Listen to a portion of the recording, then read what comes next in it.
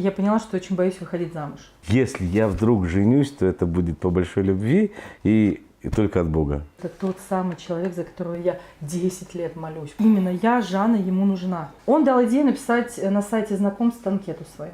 Настолько он не позволял себе ни прикосновений никаких, ни намеков. Вообще это было так достойно. Мы не можем быть вместе. У него была мечта жизни заработать там 3 или 5 миллионов, а у меня служить Христу. Я говорю, где мы пересечемся? Бог, если это моя женщина, пускай сейчас выйдет. И вот только произнес, и она открывает дверь и выходит. Я стою и улыбаюсь. Он говорит, что ты улыбаешься? Он говорит, ты моя.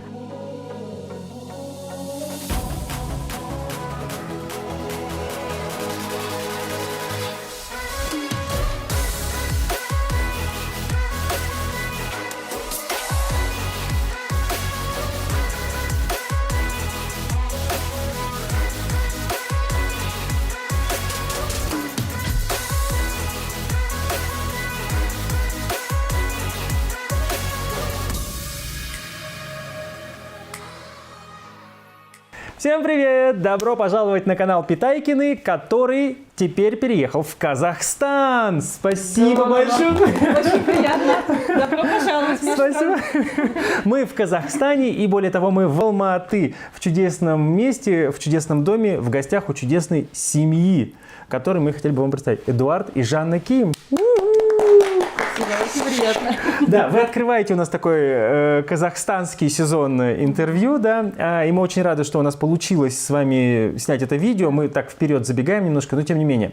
Прежде чем мы начнем задавать вам вопросы, коих у нас много, прежде чем вы будете давать ваши ответы, коих вы тоже написали.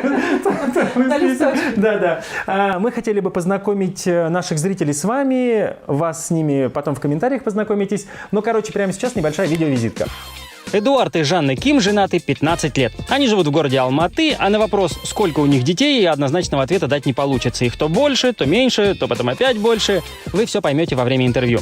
Эдуарду 55, он родился в Узбекистане, в городе Самарканд, по образованию строитель, а работает в общественном фонде РИЧ и занимается с особенными детьми, выпускниками детских домов. Раньше основательно занимался греко-римской борьбой, был в юношеской сборной Казахстана, дальше лыжи, сноуборд, велосипед, сейчас его хобби – кататься на мотоцикле. Жанне 43. Она родилась в Казахстане, в городе Семипалатинск, по образованию юрист. Работает в фонде сообщества приемных родителей Казахстана. Они сопровождают приемные семьи от момента сбора документов до окончания адаптации. До свадьбы Жанна сильно мечтала встретить такого человека, чтобы ее брак был славой для Бога.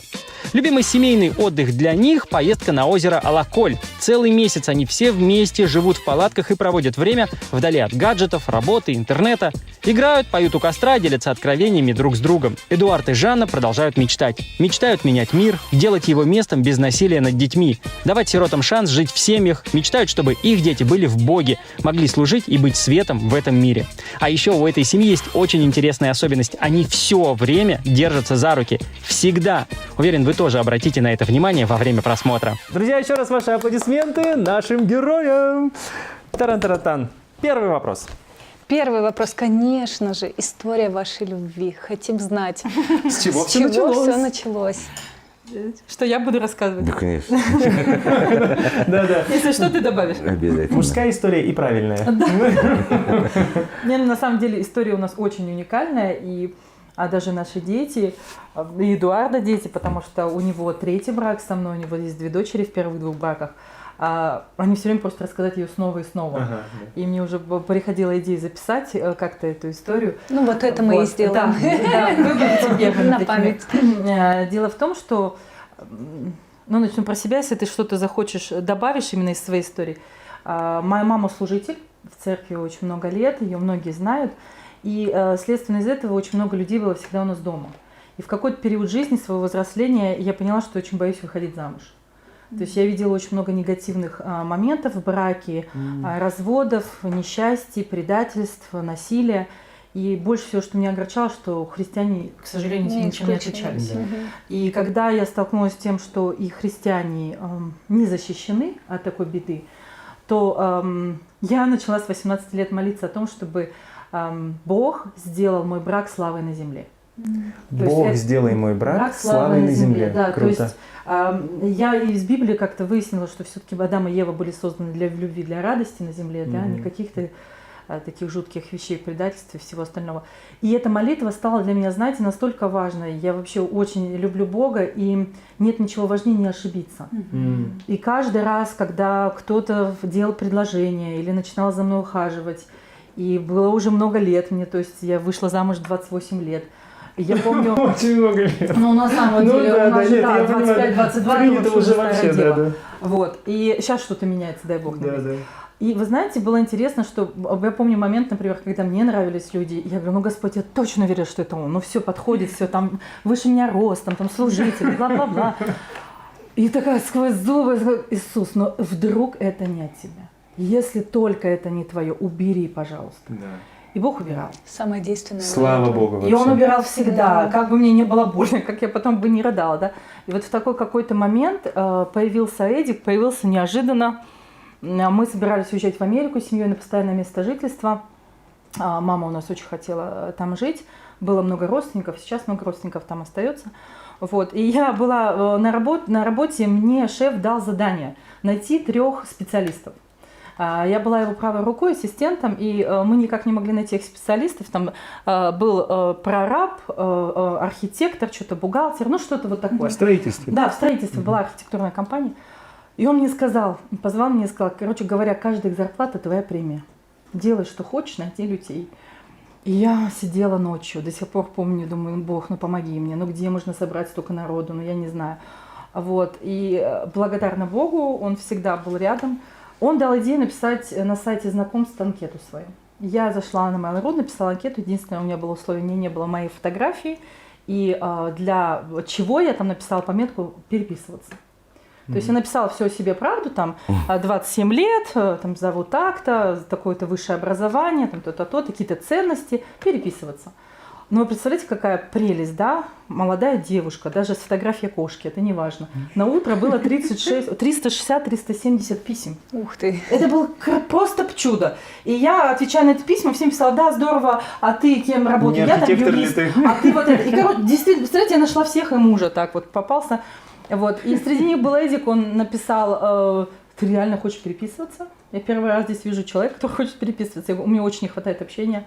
А чем ты занимаешься? Он сказал, что вот я строитель, я строю деревянные дома. И я вот так хоп, внесла в галочку. Но потом, когда мы стали общаться, 2-3 сообщение, я очень хорошо помню свои чувства. Я говорю, ты старше меня. А он такой, почему ты так решила? А у него ничего в анкете не было написано, кроме Эдуард. Даже не знал, что он кореец. Вот. И он говорит, он говорит, ты знаешь, я говорю, сколько я общаюсь уже и в соцсетях, там, да, и как-то вслепую, скажем так. Я говорю, ты очень уважительно говоришь со мной. И это меня потрясло. Вот. Это очень сильно отличало его вообще от других собеседников. И потом началась наша переписка, она вслепую продолжалась, наверное, месяца 2-3, да? Вообще мы не видели друг друга, просто общались, и мне было очень с ним интересно. И дошло до того, что она меня пугала. То есть я о нем подумала, он звонит, и у меня, знаете, аж все. Вот. И я ему когда написала, я говорю, слушай, мне там мама заболела, надо помолиться. Конечно, я буду молиться. Я говорю, что верующий? Он, конечно, я верующий. Потом, когда я с ним познакомилась, я поняла, что у нас разные представления о верующих. Потому что я выросла в баптистской церкви с самого детства, в 10 лет покаялась, 15 крещений приняла. Вся моя жизнь это было служение в церкви, вся абсолютно. Вот. И так мы познакомились, и потом пришла моя молитва, которой я должна молиться всегда. Бог, ну тут я вообще была уверена, это точно уже не твое, ты убери как-нибудь, потому что мне страшно, я влюбляюсь, меня засасывает просто со страшной силой в это уважение ко мне, в чуткость, внимание, да, вот какое-то, я не знаю, даже такое отношение. Как ты говорил, как тебе Бог говорил все время, когда ты общался со мной? Не обижай. Да, не обижай ее. То есть, давайте я свою версию начну. До этого момента, да. Да, я расскажу тогда, что я пыталась с ним расстаться письменно, устно. Я писала ему письма, что мы точно не будем вместе, а он никуда не девался. Вот тогда на первый раз я испугалась, что это он. Тогда так получилось, что я уже развелся 2-й раз, и мне было уже совсем неинтересно жениться 3-й раз. И у меня это было до встречи, да, до церкви, как бы, до встречи. Да, вообще до всего это было так. Я жил один, жил как хотел, и, честно говоря, издевался над женщиной. Почему? Потому что, на сайте знакомства, да, мне было обидно, что я столько времени положил на семьи, и в итоге остался один. Да. И для себя говорил, что, если я вдруг женюсь, то это будет по большой любви, и и только от Бога. Хотя еще не знал, что такое Бог, потому Нет, что... знал, ты всегда знал. Просто, Ну, может я быть, знал, что-то есть. оцеплённый не был, да, Ну в да, церковь? да. Я Ну не как и был. все, где-то что-то есть, Да, но да. как бы Да. отношений нет. Ну, мы же говорим, любим Бог, там, люди Да, обычно да. так говорят. Да, ну вот и когда я на сайте знакомств прочитал, а там сразу вот тут сидишь, и выходит каждый раз новая анкета, и сразу, ну, и я просто написал там, до переписки, ну, я так посмеялся, думаю, ты действительно хочешь переписываться, что ли? Ну, давай попереписываемся. Ну, как-то и забыл. Она потом написала, и мы начали переписываться. Так мы переписывались 2 месяца. 2 или 3 месяца, да, мы переписывались, долго переписывались. В июле мы встретились Да. с тобой первый раз в жизни. Да, вот. Это было незабываемо. Она еще была красивая такая, красавица. Она сейчас сейчас не красивая. красавица, да.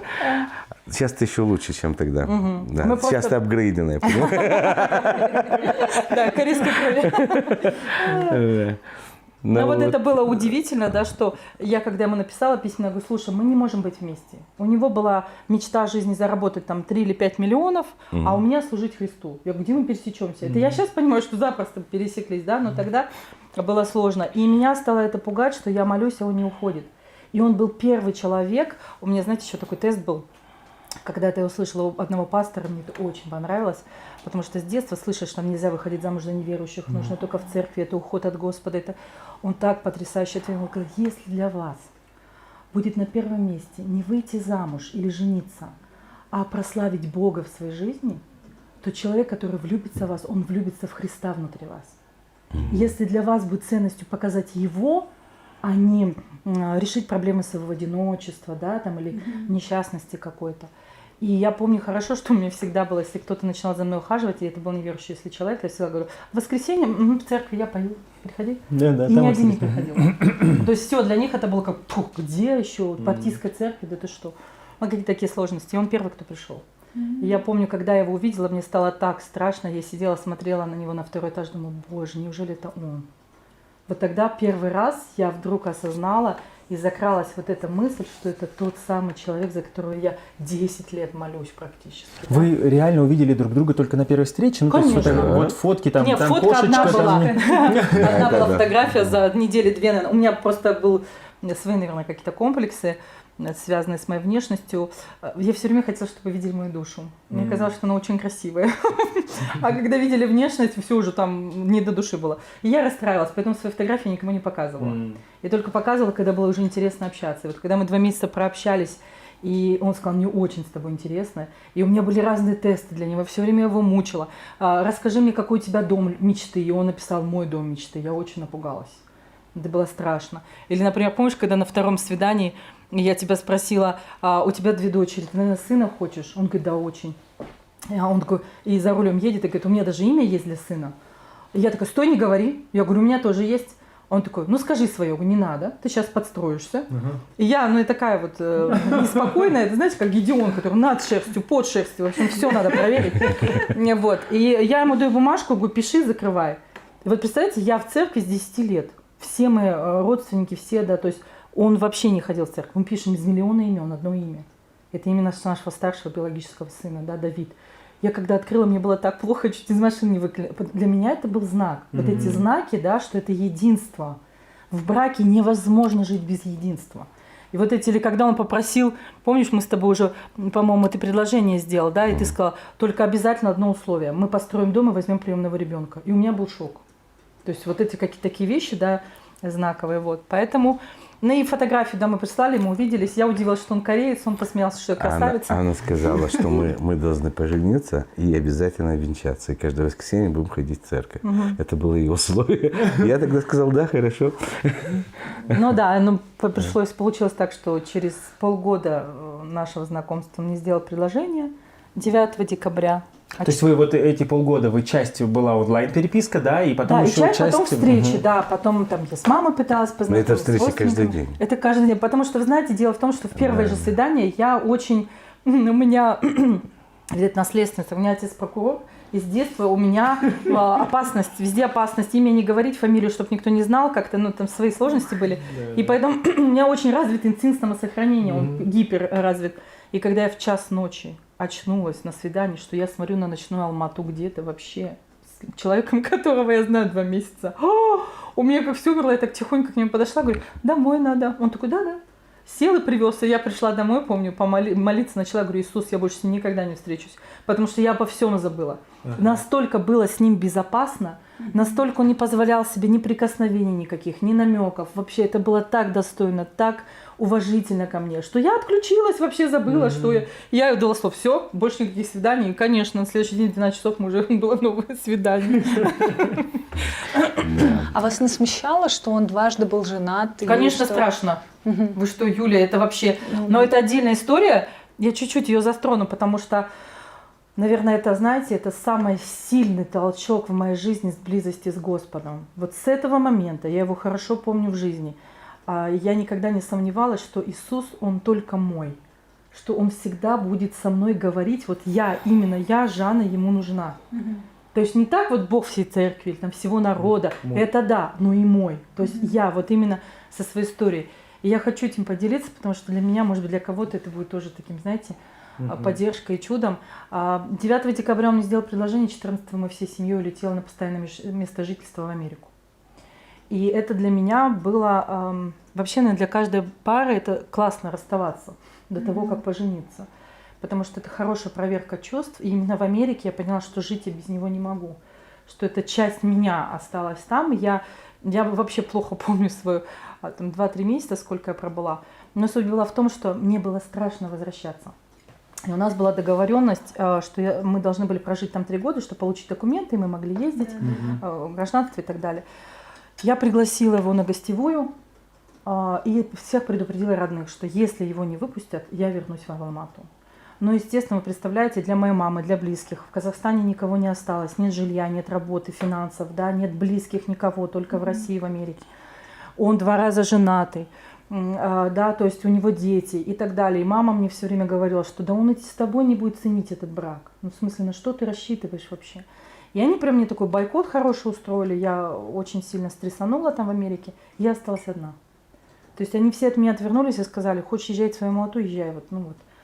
А вы понимаете, мне же нужен ответ от Бога, я же не хочу ошибиться. Я же 10 лет молилась за что. И я стала прямо уходить, помню, в лес, пост брать, молиться и просить от Бога знак, ну хоть какой-нибудь. И я хорошо помню тот момент, когда что-то они меня сильно так задели, сказали, слушай, ты вообще не лезь в наши разговоры, вот ты в Алмату собралась, там, собирайся, документы себе, там, билеты ищи.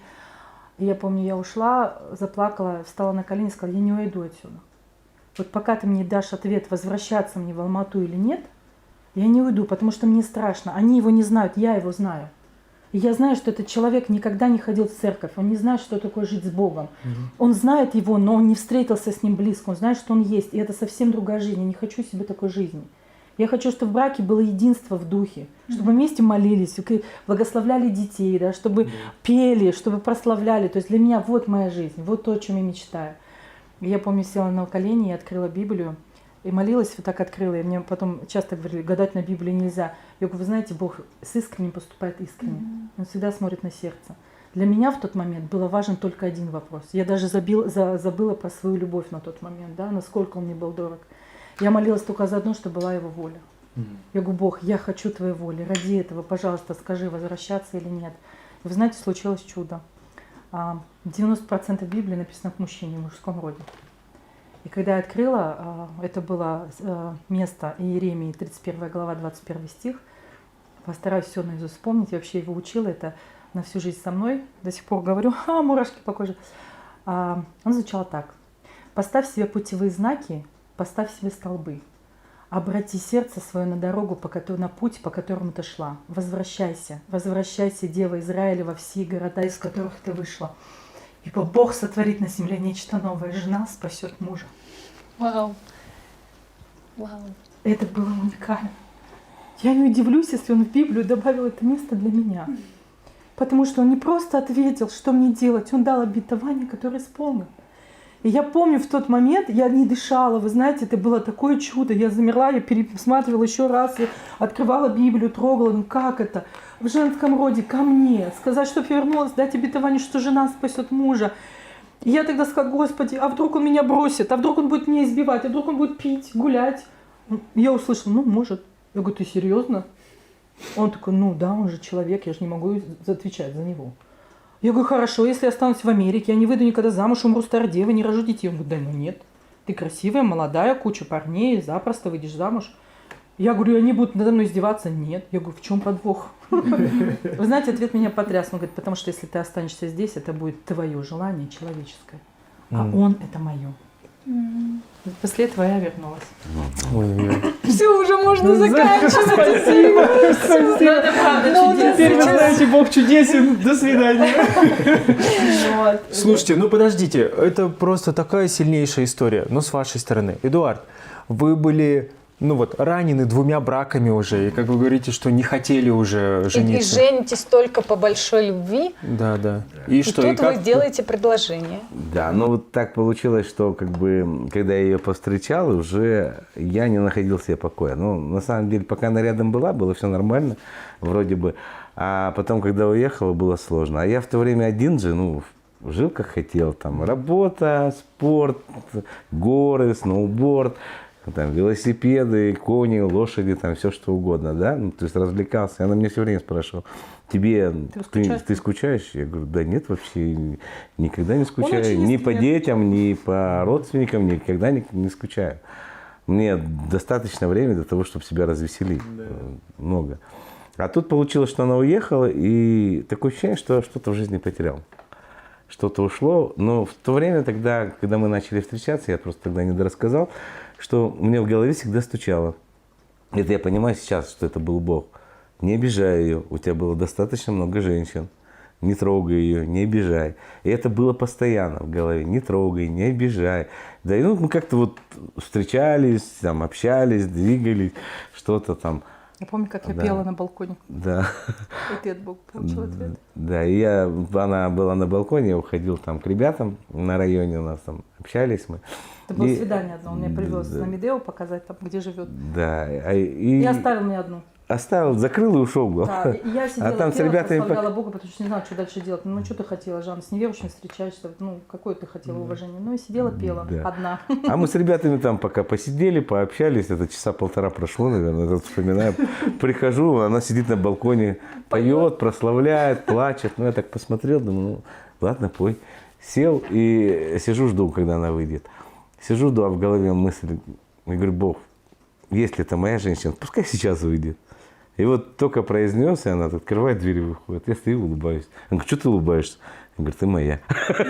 А у меня была такая злость в тот момент на него. И потом, знаете, интересно, когда он мне делал предложение, я говорю, слушай, ну ты не хочешь еще раз у Бога спросить? Он говорит, зачем? Уже 1 раз ответил, зачем переспрашивать?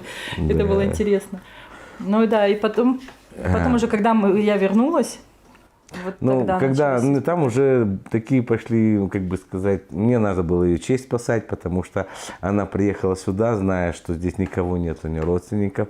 Где она будет жить? Она будет со мной жить. Ну, Да, надо ни срочно квартиры, ни что-то. регистрироваться. Хотя она говорила, я пойду отдельно жить, мы сейчас неправильно это там. Я говорю, ну как ты будешь отдельно жить? Ты к кому уехала? Ко мне или... Она говорит, к тебе. Она говорит, значит, будем вместе жить. Ну, говорит, ну так нехорошо, говорит, не положено. Говорит, тогда пойдем зарегистрируемся.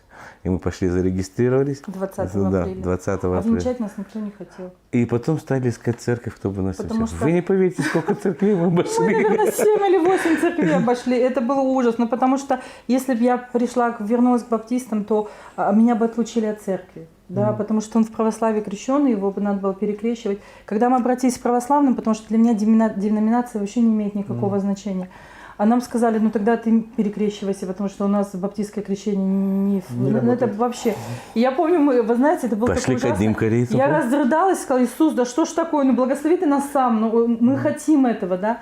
И для меня это позор жить невенчанной, потому что для моих родных и так далее. И вот мы помню в одну церковь, в другую. И я до сих пор помню, это мы идем по Алмате, сказали, что там что-то еще есть. Мы подходим, представляете, написано большими буквами «Пресвитерианская церковь Надежда». Я говорю, это последняя надежда. Это было смешно. И да, мы зашли, и пастор так строго на нас посмотрел. Но мы ему всю Пастор нам- историю Мы все рассказали. рассказали, как было. Он сказал, полгода будете ходить в церковь, петь, служить. Ровно через полгода вас обвенчаю. И правда, 20 апреля мы зарегистрировались, 20 октября он обвенчал нас. Но вы знаете, для меня, как для христианки, был к Богу вопрос, почему так долго-то? Ну, в смысле, для чего ты это делаешь? И теперь, когда мы смотрим назад, это самое прекрасное было время, потому что именно за эти полгода Он Да. встретился с Христом и на венчание шел не потому, что мне это надо было, это были мои традиции. Он потому что хотел получить благословение, знал Христа. Это было Да, по-другому. это была у меня встреча с Богом в церкви в этой, и было совсем очень незабываемо. Но с тех пор как-то у нас вся жизнь — это сплошные чудеса. Да, вот с того времени это было. Это действительно, потому что, вы знаете, когда вот я еще услышала, что он хочет брать приемных детей, когда мы вернулись, нас обвенчали, мы начали служение с ним, и вот мы все время что-то делали необычное, да, что там многим людям было непонятно, как-то вели себя, и через нас, у него еще вера такая была прекрасная, я его так хранила от христиан, у меня там своя травма была религиозного насилия, и он такой: я хочу работать только с христианами, я не буду больше строителем, я пойду в какой-то фонд. Или я говорю: нет, Боже, я тебя умоляю, он же уйдет от тебя, ну что ж такое. Ну потому что я знала, что христиане — это люди. Да, всякие Все разные. абсолютно. И от того, что мы знакомы, что есть Христос, это не значит, что мы живем им. Это мы, значит, понимаем, что он нам Просто нужен. да, он нам нужен, да. И вот это понимать. И вот он попал в фонд общественный. В 2010 году. В 2010 году у нас уже было У меня двое деток рождается было. дочка Снежа родилась. Снежа 1 февраля, а 10 февраля выхожу на работу. Да. И вот да. интересно, он пришел и рассказал, что будет работать с сиротами, с детьми с особенностями. А у него так очень интересно, в церкви он был диаконом, и его пригласили в лагерь для особенных детей. Ему было 40 лет тогда как раз. Мы только поженились, только и Давида родили. Вот. И вы знаете, он приехал другим человеком. То есть это настолько его и смирило, и размягчило, и потому что ухаживать за ребенком-колясочником – это для мужчины очень тяжелый труд.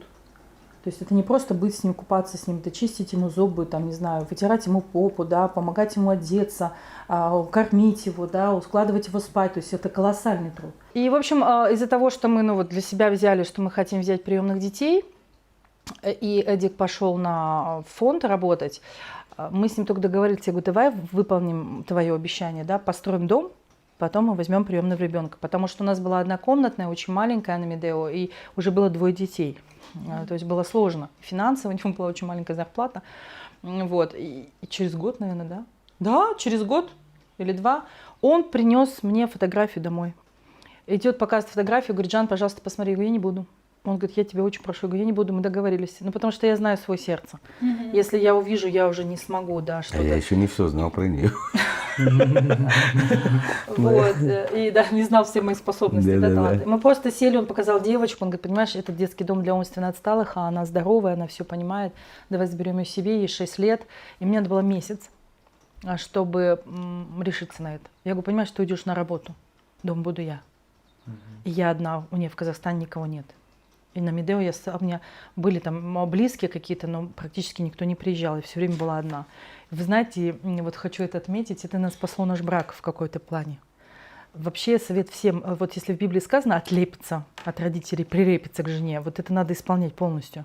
Ты должен отлепляться все время. Мне некуда было идти, мне не было возможности жаловаться маме, мне не было подруг, кому я могла пожаловаться. Я все время с каждой своей проблемой в браке приходила к Богу. Я просто уходила, Медео — это горы, я уходила в горы, плакала, там, рыдала и так далее. И он, оказывается, делал то же самое. Он говорит: я не хочу своей жене, как ты говорил, быть наставником или как? Да, я хочу быть мужем, я не хочу быть там учителем, наставником, я хочу быть мужем. И поэтому, когда непонимание было происходило, просто уходишь и молишься, говоришь: Господь, ты сам дал мне такую жену, пожалуйста, ты с ней разбирайся. А есть такие моменты, когда не принимает человек, да, просто, и объяснить не можешь, потому что по-твоему кажется правильно, по ее неправильно, она не хочет. Ну да. мы же разные, вы представляете, Да. совершенно Ну, мы сейчас, разные люди. вот вы хотели об этом поговорить, ага. Да. И вот в этот момент, когда приходишь и через какое-то время Бог делает свою работу, она приходит, извиняется и говорит: ты прости, я была не права. И в этот момент мы можем поделиться своей горечью, да? Мы можем в этот момент поговорить об этом. То есть пришло время, чтобы она могла принять, и чтобы меня услышать, и чтобы я ее услышал, и чтобы этот вопрос вообще разрешился сам по себе. То есть, подождите, вы пробовали общаться, было столкновение, непонимание, и тогда вы уходили каждый... Не говоря Богу. друг другу, да? Нет, она уходила обычно. Она обижается, я же не понимаю, за что она обижается. Ну, это 99% она- ситуации Девочки, во ну всех мы же семьях. девочки. мы Да, же она девочки, нам обиделась, больно. раз ушла. Я думала, ушла. Пришла там через час-полтора, зареванная, вот все молчит там. То есть, ну ладно. Второй раз ушла, третий. Потом я один раз сказал: родная, если ты так будешь уходить, теперь представь, что я сейчас сяду на машину и уйду. Тебе это понравится? Я чуть не Неизвестно умерла. куда, что, зачем. Я понимаю, что ты там переживаешь, что-то. Но давай это делать как-то здесь, вместе. Да, то есть решать вместе. Мы сразу как-то этот вопрос решили, она это поняла и больше перестала уходить. Да, мне как бы не было сложно, я просто для себя взяла. Вы знаете, это интересно, когда тебе не на кого уповать и некому пожаловаться, остается только Иисус. И я долгие годы, помню, в браке молилась, что Бог мне дал какую-нибудь пожилую наставницу, бабушку, чтобы она как-то мне помогла. И в очередной раз в горе, в молитве, там, в рыданиях, потому что было очень много непонимания. Вот. И первые там 5 лет в браке. И он сказал, говорит, в Библии есть место, не знаю, где сейчас, не вспомню, да не будет у тебя наставника никого, кроме там Бога. Я говорю, ясно, хорошо, тогда уж будь рядом, если наставника не дашь. И оказывается, что он то же самое делает. То есть просто приходишь, Дух Святой, он проникает до состава мозгов, до всего, до кто я такая, чтобы чему-то его учить. Я помощницей создана, да, а не кем-то. Вот, и я поэтому молилась, и я очень много чудес, сейчас не будем на этом останавливаться, когда просто ты видишь шок, что он делает, а ты этого не понимаешь. Не, расскажите. Да-да, Ну, пару хорошо. моментов. Ну, просто... Давай. вот, У нас была такая ситуация, когда мы поженились, она очень любит кошек. Но ты Да, мне обещал, чтобы не да. было кошек. А я говорю, давай так, ну, никаких кошек, пожалуйста. У меня, говорю, на них аллергия, все. Не, ну вообще люблю. корейцы, Я собаки, сама это как... Кстати, это вообще интересная Но тема. в да. итоге, в конце концов, у нас все равно появляется кошка. Да, и, ну, это одна, потом вторая. У нас появился... Сам притащил? Да, Не потом я, появился у не нас я. шалом, Кот да. Шалом. И шалом был он интересный. Мы его, ну, в каком смысле, он маленький, мы вырастили его, все. И он уходил на первом этаже, в окно выпрыгнет, уйдет, погуляет, потом придет сам. И у него появилась дама. Сердце. Да, и вот он, значит, что делает. Он, открываешь там дверь, он стучался. заводит свою даму, покормит, Это и её? потом И вместе уходят. уходят. Ну, меня это восхищало, ребят. Да. Ну, это не может не восхищать. Вы представляете, я когда первый раз увидела, он стоит, значит, скребется, я подбегаю, открываю дверь, и они вдвоем. Я говорю, шалом, это кто вообще? Что это? А он ее так еще ведет, на меня голову поднял, типа не возникай. Привел, стал, стоит рядом, вот так смотрит на нее, она ест. И я была в таком восхищении. У меня там, естественно, когда он приехал домой вечером, и я перед тем, как он зашел снова этот шалом со своей красавицей, мне еще восхищал, что он одну и ту же кошку приводит. Это прям, блин, потому что коты это не про то, да, что там. Опять же, про верность. Хоть нам убеждаешь, что мужчины там, или женщины должны кого-то всегда иметь там еще. И, в общем, он приводит, и заходит Эдик, и я говорю, Эдик, у нас чудо. Ты посмотри, какой у нас скот благородный. И я понимаю, у него какая-то своя история, видать, была. Он старше был, что-то да, еще я же у меня тогда на с стройке работы, там, работал стройка. еще. Да, и там постоянно проблемы. И я вообще тут он вижу охотник. постороннюю кошку, у меня это все. И- Я ее так тупо хватаю за шиворот и в И окно. в окно, прикиньте, В в темноту, а там почти 2 метра высота с окна. И я вот так, знаете, я говорю, знаешь, у нас чудо. И он, что за тут есть вообще? И я замерла, и вы знаете, вот я хорошо помню этот момент, что я ему сейчас скажу? Так нельзя? Ты не прав, что тебе сделал это живот, тебе жалко еды. Ну, в смысле, к чему это поможет? Я вышла за него замуж, я знала, мне рассказала, я охотник. А я мышей спасала в детстве. Мышей, понимаете? Аж мышей от собак. Собак там еще от кого-то. То есть я человек мира вообще по жизни, да, я люблю всех животных, я никогда никого не оставлю. Даже по детям, да, можно сказать, что тут куча всех, кого найдем. И, в общем, знаете, что я решила? Я отвернулась, чтобы он не увидел мой шок, и стала наливать суп. Я говорю, руки мой, мы сейчас сядем за стол. И я для себя взяла, что я ему не покажу, как мне больно. Но я расскажу об этом Господу. И пока я варила, разогревала суп, я стояла, роняла туда слезы и говорила, пожалуйста, сделай что-нибудь, размягчи его сердце, как мне с ним жить. Я вообще не представляю, это же ужас вообще, что будет дальше. В общем, плакал, он пришел, мы покушали, и я ни слова не сказала. И мы уже легли спать, и вы представляете, не знаю, часов, наверное, 10 ночи, а он очень быстро засыпает. Там всегда наша смешная момент. Помолимся, ночь помолимся. Дорогой Иисус, Господь. Какая знакомая история. Это очень прикольно. Только моя не храпит. Я такая, Эдик, мы же хотели вместе помолиться. Да, я здесь. Вот, ну потому что мы всегда уставали. Вот, и в общем, короче говоря, я ложусь спать, и вдруг смотрю, он вошкается и говорит, вот зачем я ее выкинул? Вот мне что, куска хлеба было жалко? Ну это же животное. А разбилась она. А вдруг она умерла? Я говорю, ты знаешь, вообще ее шалом привел покормить. Ну вот еще лучше. И он встал, пошел звать ее на улице, пошел искать. А вы знаете, я лежала и плакала. это может делать только Дух Святой.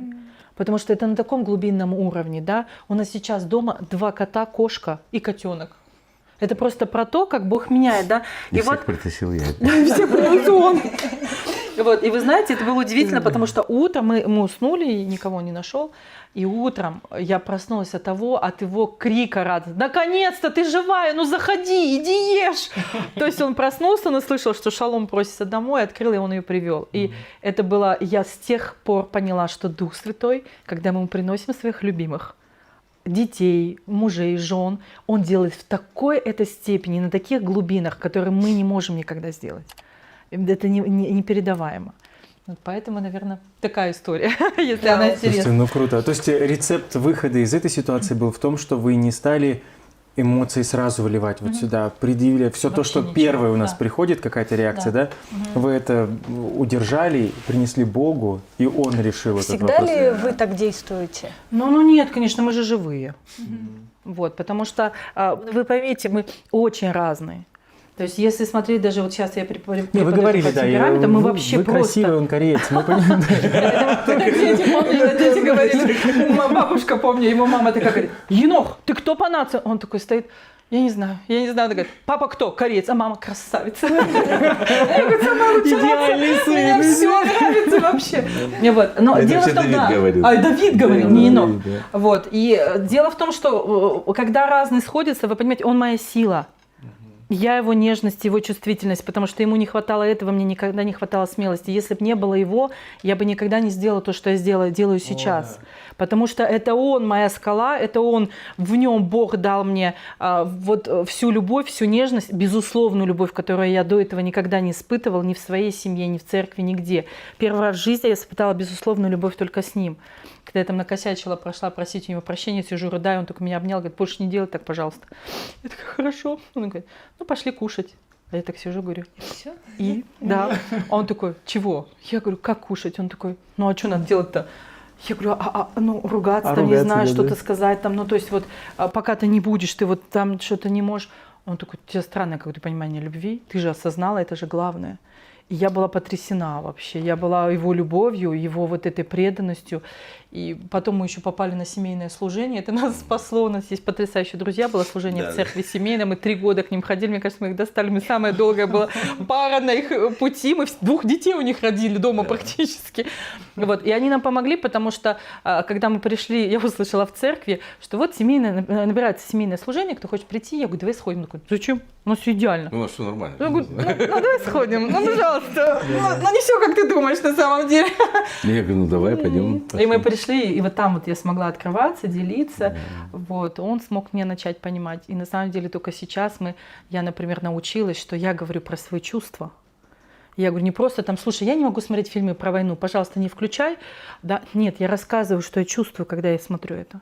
Чтобы он понял мою глубину и сопереживал мне, и понимал, что это не мой каприз, не какие-то мои вещи. Не да, просто там, странность не какая-то, просто да. какая-то моя женская там, да, вот. Да.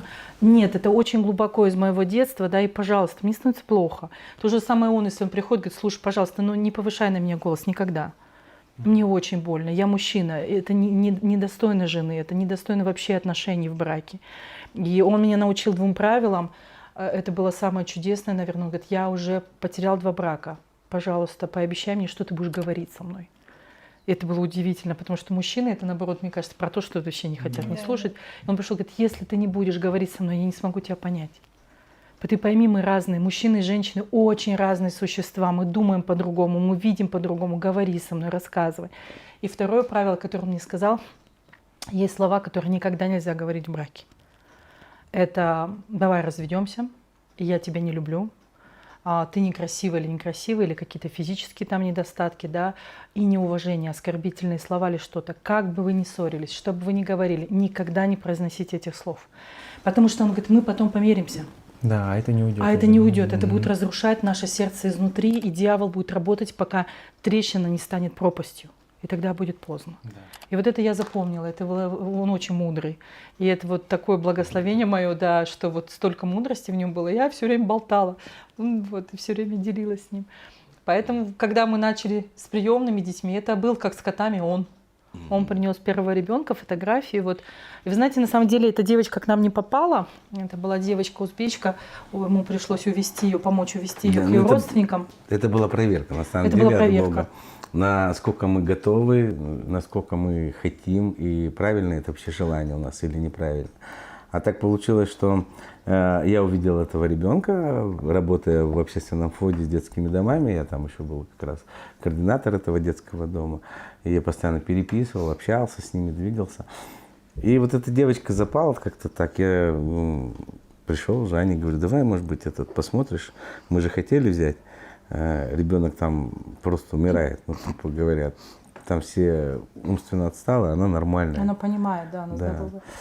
И вот Она говорит, нет, пока давай подумаем, давай Я попросила у него подождем, месяц. да, давай посмотрим, ты обещал дом построить, а возможности не было, нас Бог интересно так вел, потому что было до нищеты доходило, на самом деле. прям голодали. То есть Прям, ели да. одну перловку почти Ну, месяц. не до совсем нищеты, что там прям... Нет, кушать всегда было что. Еда всегда была, но не было такого, что прям вот мясо там или еще колбаски там, такого.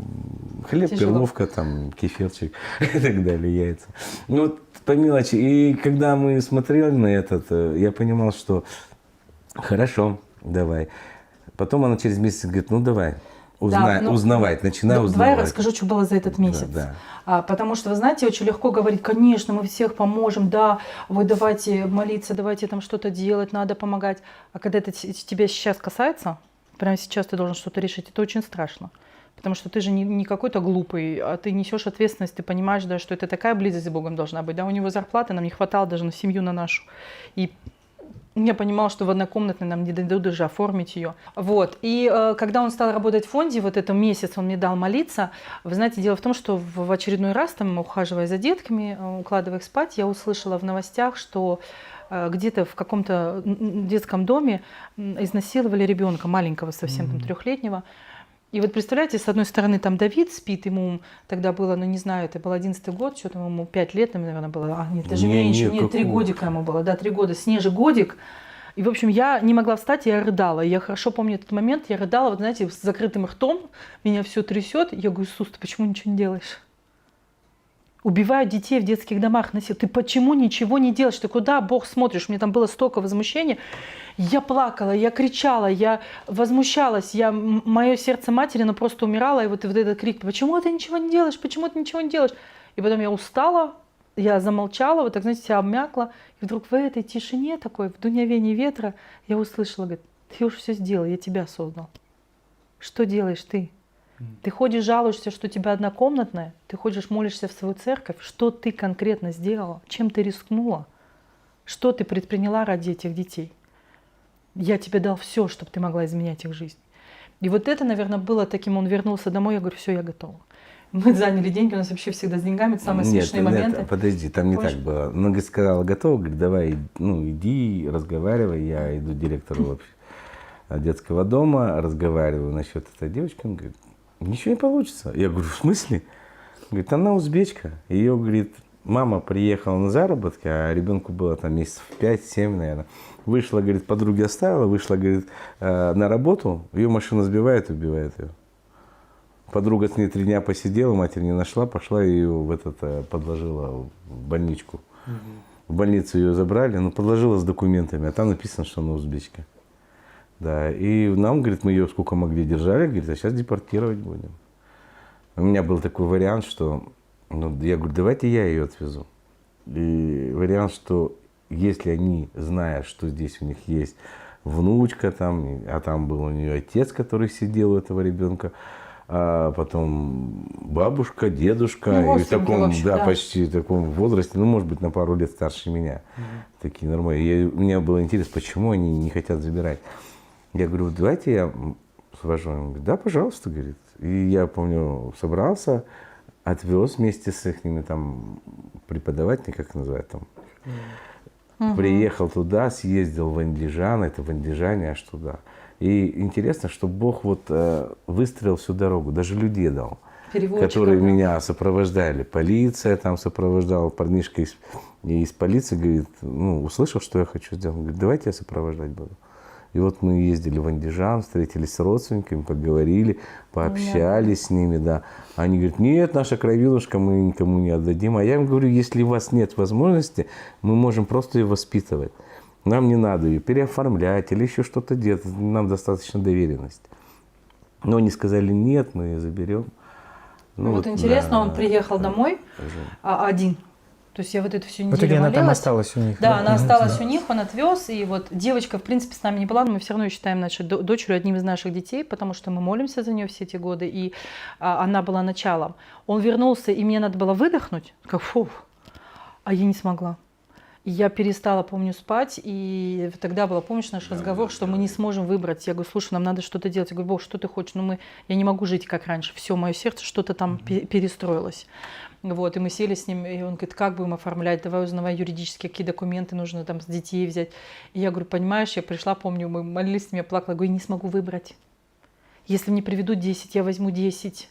Я не смогу жить с мыслью, что я выбрала Машу, не взяла Карлыгаш, я взяла там Арсена, не взяла там Ваню. Как? Кто я такая, чтобы выбирать детей? Когда Бог дает нам беременность, мы вообще не знаем, кто там, один, двое, больной, здоровый, девочка, мальчик, на меня похож, на него похож, да. Но я не имею на это права. И мы стали молиться, я говорю, Бог, пожалуйста, приводи к нам наших детей. Сейчас по всем законам Казахстана мы не можем взять себе ребенка, потому что у нас однокомнатная, маленькая, должны быть определенные квартираты, заработок. Это мы сейчас умные, тогда были глупые. Да, мы просто жили верой. Вот. И вот с этого, наверное, ребенка начался наш такой путь, потому что буквально через 2 года, в 2013 году у нас появилась девочка 40-дневная. Я было интересно, так через интересно, год мы начали. Как она появилась. Да, мы начали. Когда молиться за это, Эдику пришло сообщение на фонде, что обучение женщин, кто хочет работать на телефоне доверия при незапланированной беременности. Казахстан вышел там в 5 лидеров по абортам, и вот принято было решение, значит, начать этот телефон. И когда он меня отправил на учебу, я в первый же день спросила, один день отучилась, на второй день спросила, а бывает так, чтобы девушка позвонила, родила, сохранила беременность, родила, но потом решила его отдать? И преподавательница сказала, нет, вот мы 6 лет работаем, у нас такого не было. Я пришла к нему домой, говорю, все, не надо мне учиться, это не наш вариант. Она 2 дня отучилась, я еще день остался, я говорю, в смысле? Я говорю, зачем? Да учись 1 день. Я говорю, что-то мешает тебе отучиться. Она говорит, зачем, смысла нету, там все равно совсем другое, это не по нашей теме. Я говорю, ну, представляешь, вот через год позвонит девушка и скажет, я вот родила, мне некуда ребенка, хочу отдать. Ровно через год так и получилось. Представьте, до сих пор, я говорю, ты понимал, что ты пророчествовал, да? То есть через год действительно я была первым этим консультантом, позвонила она, мы приехали к ней, эта девушка была восточной национальности, родила вне брака, и она хотела отдать в детский дом, и вот мы предложили тогда решение, что если мы найдем тебе семью, которая может поухаживать за твоим ребенком в течение полугода, пока ты восстановишься, она говорит, такой семьи нет. Все привыкают к детям, кто возьмет грудного ребенка, чтобы потом через полгода отдать. Я говорю, если мы найдем, ты рискнешь? Она говорит, да. Вот, и она позвонила прямо Эдику на день рождения, а я юрист по образованию, и я замучилась за 3 дня, мне все говорят, Жан, нет, это сделать никак нельзя, нет, тебя посадят. Если ты возьмешь ребенка, тебя посадят, ты должна сдать ее в детский дом, ты должна... Я и так, и все, всякое изучала. Единственное, что я ночью нашла, помню до сих пор за день до нее, это договор нянечки. Мы с ней заключили договор нянечки, хотя бы, чтобы она не обвинила нас в воровстве потом ребенка. Да, ну, хоть что-то. И на видео записали ее передачу. И вот представьте, Эдику 21 апреля, 13 год, день рождения. Людей не было у нас особо, мы там что-то помню, только друзья какие-то. И она звонит и говорит, в общем, либо вы, либо сейчас я на улице оставляю. А это такое тяжелое решение для меня. У вас маленькие дети, вы меня поймете. Когда детки растут, 13-й год, это значит, Давиду было 5, Снежане было 3. 13-й год 3, она в 10-м родилась. Они уже выросли относительно того, чтобы там скрывать по ночам. То есть я могла спать утром, и они спокойно могли себе хлопья насыпать, мультики включить. Мы дошли до этого. Да. Вот это же кайф. Жизнь заиграла новыми красками. Она снова началась, потому что до этого мы 5 лет не были в кино, вообще никуда не выходили. Я в церковь собиралась как на великий праздник, потому что ты никуда не выходишь, ты ни с кем не разговариваешь, у тебя только дети, ты деградируешь на лунтике, там, фиксиках и всем остальном. Я прям так ругалась, говорит, ты на работу ходишь, хоть развлекаешься. Я говорю, какая на работе У развлечение? тебя хоть картинка меняется. Да, потому что, ну, Мне представляете, никакое я помнишь, общение. да, когда было, вспомнила без денег, идем, собираемся в церковь утром, а для меня это прям праздник реально был. То есть я самое лучшее нарядное платье девала, там косметику, украшения все. И мы идем, а денег нет. Нет даже хлеба купить. 2 детей уже. Я такая, ну давай молиться усиленно. В общем, ходим, собираемся, молимся, я достаю шкатулку с украшениями, и с нее падает 1000 тенге. Или 2000 тенге. Они были, оказывается, особенные, какие-то юбилейные, и мы их сохранили. Как я там прыгала от счастья, я там так орала. Я говорю, Бог, ты великий, все, мы сможем хлеба купить, масло. В общем, я расписала всю продуктовую корзину на 2000 тенге, мы приходим в церковь, служение идет, он диакон там разносил вот эти пожертвования, забирал там и так далее. Я сижу, сияю, пою, благодарю Богу, он ко мне подходит, так тихонечко садится и говорит, счастливый, вы не поверите, мне кажется, он как Моисей сиял в этот момент, только... Ой, Бог так меня благословил. Я говорю, чего? Он говорит, я 2000 положил в пожертвование. В смысле? Это был шок. Масло. Я, вы знаете, я помню себя, я перестала слушать проповедь. Я просто повернулась к нему, я говорю, ты понимаешь, что это все наши деньги? Он говорит, а он так расстроился, у него, знаете, все это спал. Он такой, ну что же мне сказал в сердце? Ну как, ну вот он мне прям в сердце положил. Да, Эдик, отдай все, что у тебя есть. Я говорю, про семью свою подумал. Ну, то есть у меня было прям, знаете, потому что я же уже и масло купила, и молоко, и кашу сварила. То есть у меня же там уже все. И я помню, сидела, и он расстроился, обнял меня, говорит, ну где твоя вера? И вот вы представляете, я на всю жизнь запомнила этот момент, потому что мы выходим из церкви, уже садимся в машину, тогда нас не так много народу знало, мы только, получается, года 3-4, наверное, в церковь ходили, может, ну, именно в эту, потому что мы из той корейской перешли тоже в пресвитерианскую, но ближе к дому. И вдруг ко мне подходит женщина, вот так на ходу меня хватает, говорит, благословение тебе, сестра. И уходит. И я вот так ладошку открываю, у меня 5000 тенге. И я к нему подошла, я помню это покаяние перед ним. Я говорю, прости меня. Мне очень стыдно перед тобой. Потому что это я должна была тебе учить такой вере. И вот с тех пор все, что касается финансов, для нас это не про деньги. Для нас это про то, что мы правильно исполняем Божью волю. И если что-то случается, что нечего есть, или там заканчиваются финансы, а было очень трудно, и до сих пор сейчас очень сложно, потому что ну, детей много, у нас не получается много. Мы каждый раз стоим на колени и говорим, Иисус, что-то поменялось, мы в чем-то ошиблись, мы куда-то не туда идем. Почему? Решай, это твои проблемы. И приходит Бог, у тебя проблема. У нас нечего кушать, у тебя проблема. Вот. И вот с тех пор оно какое-то такое доверие, да, оно вот пошагово. Он учил нас все эти годы до детей приемных, учил близости друг с другом и близости к Нему. Потому что это самое главное в браке, да, в одном целом этом быть. Ну и, в общем, короче говоря, мы отвлеклась, да, что мы, значит, забрали эту дочку. И вот, представляете, она ее оставляет, она ее кормит грудью в 3 часа, уходит. Мы ей сказали, чтобы она приезжала постоянно, чтобы не теряла связь с ребенком. Я сижу, и до меня доходит масштаб реальности. Я на нее смотрю, говорю, Эдик, наши дети уже выросли. Это новорожденная 40-дневная девочка. Не понять, как она беременность ходила, какие у нее болезни. Нам нечем ее кормить. У меня нет молока. То есть где деньги? Он говорит, мне подарили 8000 тенге. И он говорит, я поеду куплю пачку памперсов, бутылочку, какую-то смесь. Понимаете? Ну, то есть вот для кого-то это будет вообще самоубийство. Ну, что вы делаете вообще? И я помню, что заплакала, говорю, надо все возвращать, я не смогу, я не справлюсь. Но вы знаете, Бог через такую любовь являл, пока он ездил, помню, за бутылочкой, она проснулась другой. Она проснулась очень взрослая, она на меня смотрела, я понимала, что это чужая женщина, чужой запах. Я все, что смогла делать, это дать ей свою пустую грудь.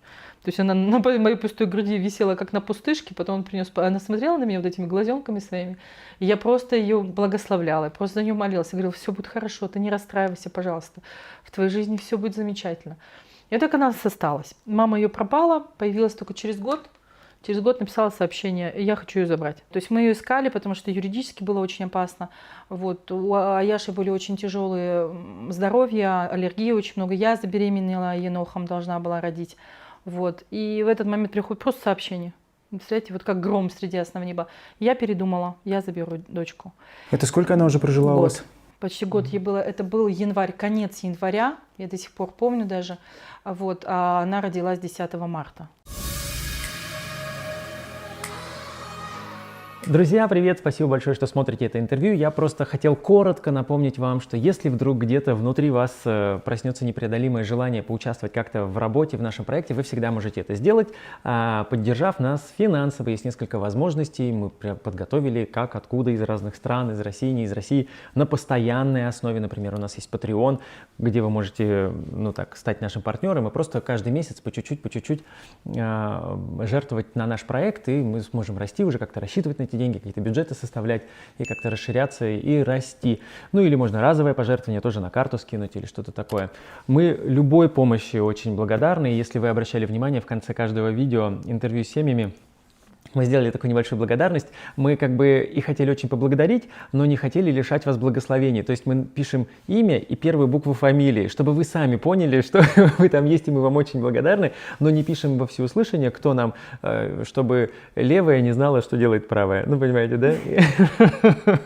Вот так мы хитро располовинили. Вот, если вы уже являетесь партнером нашего проекта, и если вы поддерживали нас даже один раз, мы очень-очень сильно вам благодарны. Спасибо большое. Мы все эти деньги тратим на проект, на съемку, на монтаж, на какие-то поездки, оставить детей с няней, чтобы снять что-то. Ну и, короче, вот все это идет туда, и мы еще раз вас сильно-сильно благодарим и напоминаем, что по ссылке в описании вы можете пройти на небольшую страничку, где есть все возможности, которыми вы можете воспользоваться, чтобы нас поддержать.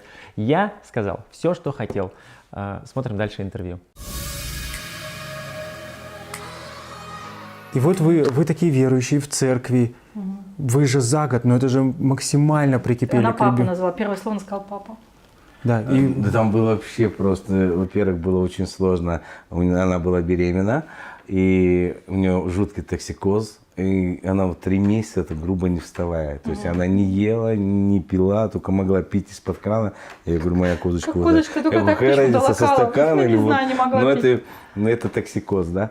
И мне приходилось детей кормить, отдельно готовить для них. А она то ест, то не ест. Это непонятно было вообще.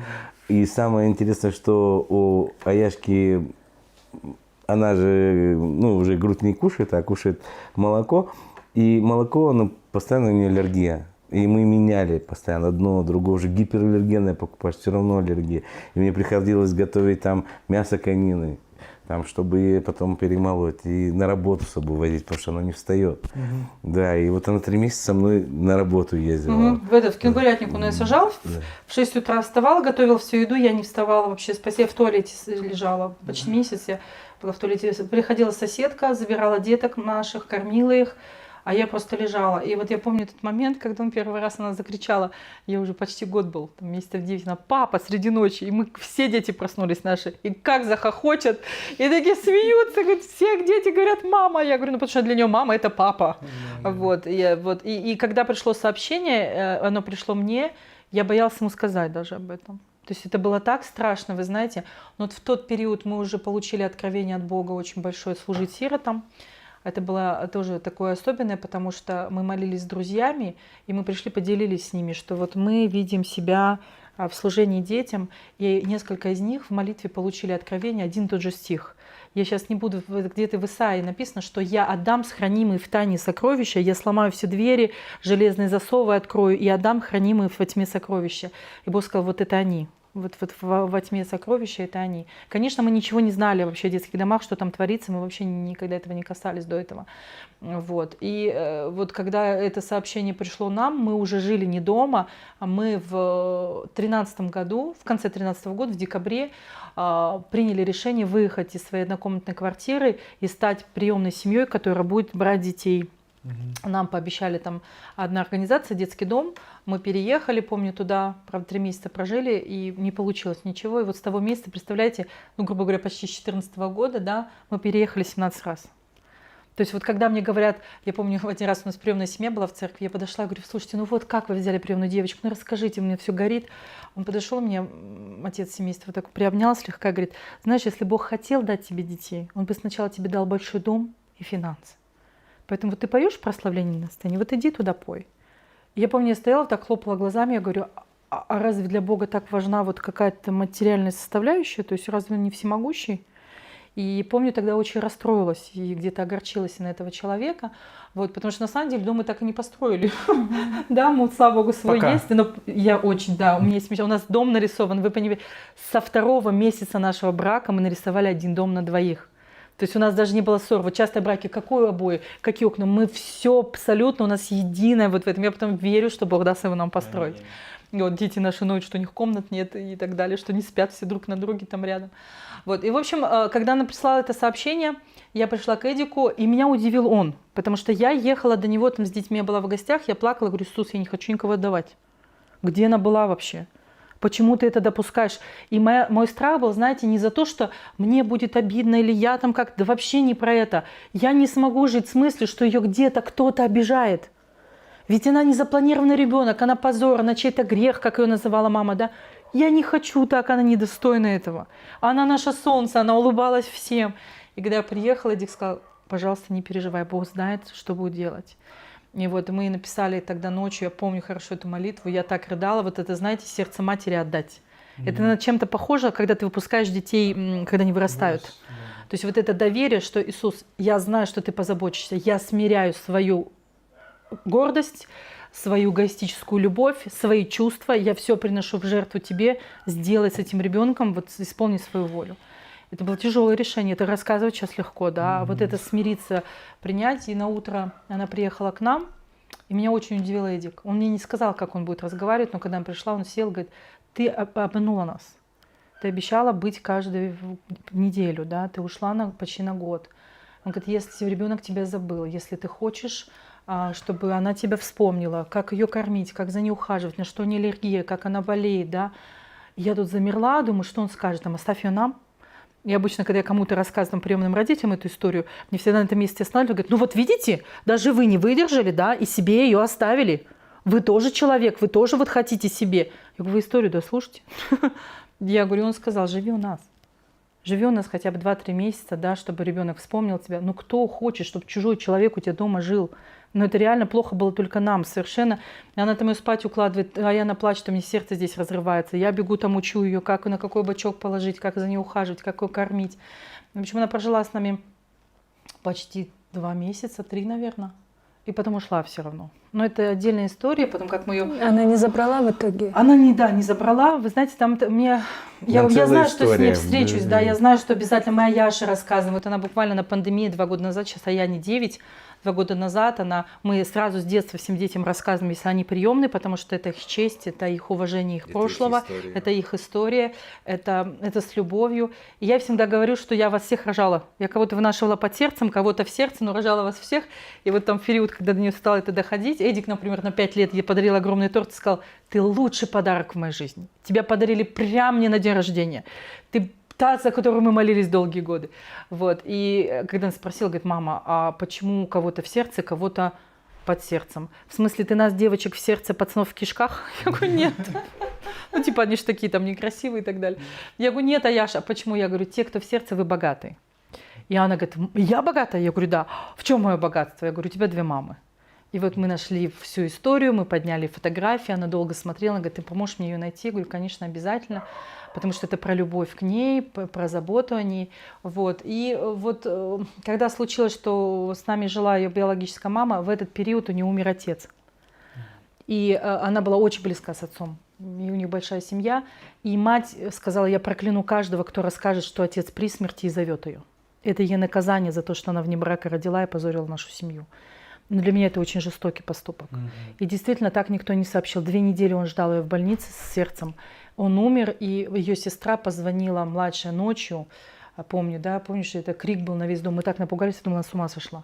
Потому что она кричала, я вбежала, она вот так, знаете, билась головой о пол. Рядом лежала Аяшка напуганная. И она просто встала, говорит: я должна уйти. И вот она ушла на похороны, вернулась только через месяц. Седые волосы появились у нее, девчонка молодая была. И она сидела вот так, знаете, это было такое тяжелое испытание, плакала, она говорит: я не знаю, что мне делать, я ее люблю, и я не знаю, как мне жить дальше. Я говорю: скажи, ну вот если сейчас ты заберешь ее, и завтра заболеет мама. Она говорит: я оставлю ее в детском доме, пойду к маме. И я уважаю ее тоже. И я ей сказала: знаешь, у каждого в жизни есть период или момент переломный, когда нужно сделать выбор, который все равно будут осуждать люди. Когда я вернулась к нему с Америки, 90% моих друзей сказали, ты ненормальная. Америка – это страна, где хотят все жить, куда все едут. Ты что сделала, да? Другая половина сказала, это самая лучшая любовь, которую мы видели. Принести в жертву всю свою семью, все свои чувства, да, приехать в чужое место, где никого нет, это про любовь. Ну, то есть это всегда так будет. И здесь тоже, я говорю, если ты сейчас ее заберешь, все будут говорить, ну, какая молодец там, да, а другие будут говорить, как ты могла предать семью? Это позор.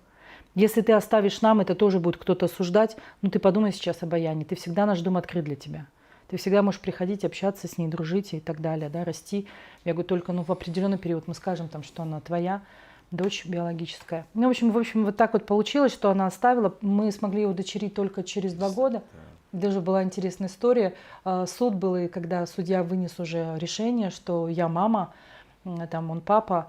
И я помню, я разрыдалась, потому что суд это такие очень, очень сдержанные. Такие, там, вот, и он выключил этот, помню, микрофон, так интересно, снял с себя мантию и поблагодарил нас, поклонился нам почти до земли. Говорит, спасибо вам, вы спасли моей нации, народа, ребенка. И это было так удивительно, мы шли домой, и у нас было до сих пор, у нас с деньгами вообще просто очень интересная история, не могу их не рассказать. У нас было, ну не помню, пускай там 5000 тенге. И нет дома еды, а дома 8 детей, 8.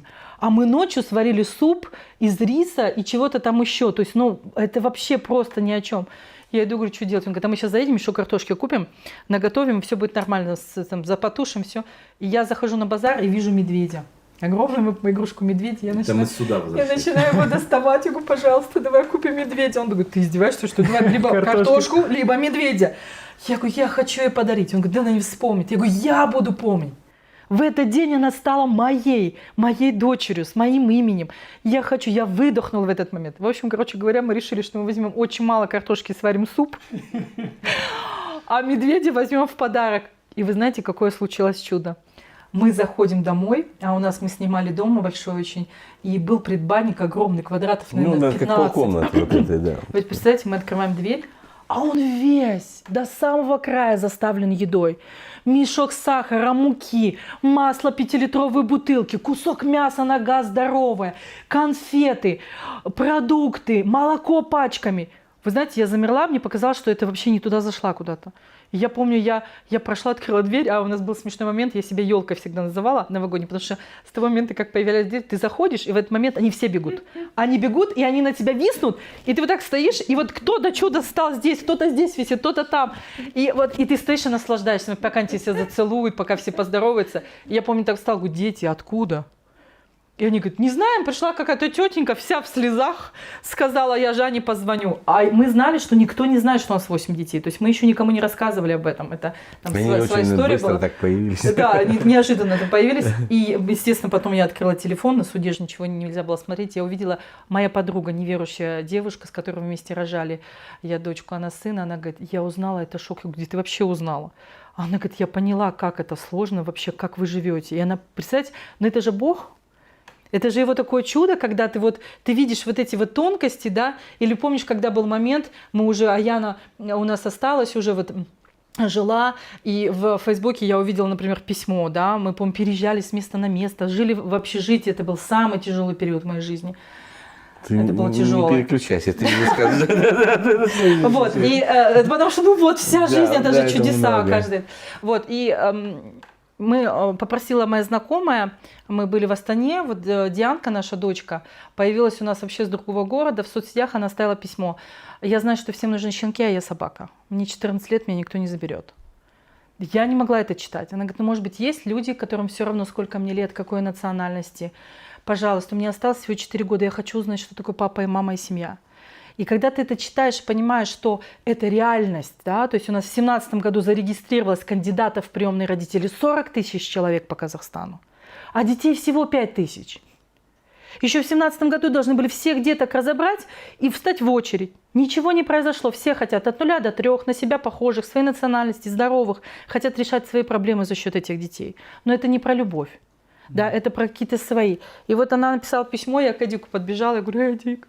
Он такой, Жан, слушай, мы так устали, у нас их уже вот там 4 было, все маленькие. Я говорю, ну у нас же одна комната пустая. И я стала приходить в эту пустую комнату и молиться. Я говорю, Иисус, если мы можем кого-то спасти, пожалуйста, приведи там этого ребенка. И вот так появилась Диана. Вот. И женщина, одна из Астаны, помню, попросила меня сходить в детский дом. Вот тогда я первый раз попала в детский дом. То есть до этого я работала с детским домом, но с выпускниками.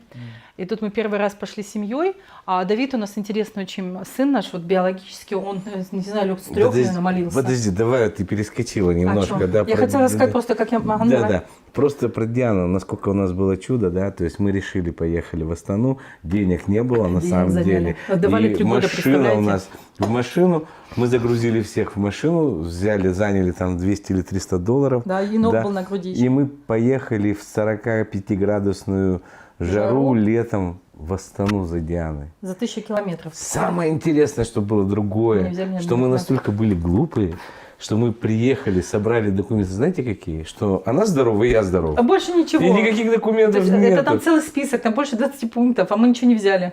Мы не знали. И так Бог сделал чудо, что мы за 3 дня ее забрали, и через 3 дня она у нас была в Алмате Дома уже. уже. И То вот- есть какие вот, насколько собирать документы, это не так уж сложно, но это время. Это и время, это и этот. Но мы не понимали, что не нужно там, нам достаточно, что мы здоровы, у нас есть там где-то возможность жить, и мы готовы ее взять. Да, для Бога достаточно наше желание сердца, да? И мы ее забрали через 3 дня, это было чудо. Мне очень интересен вот этот момент.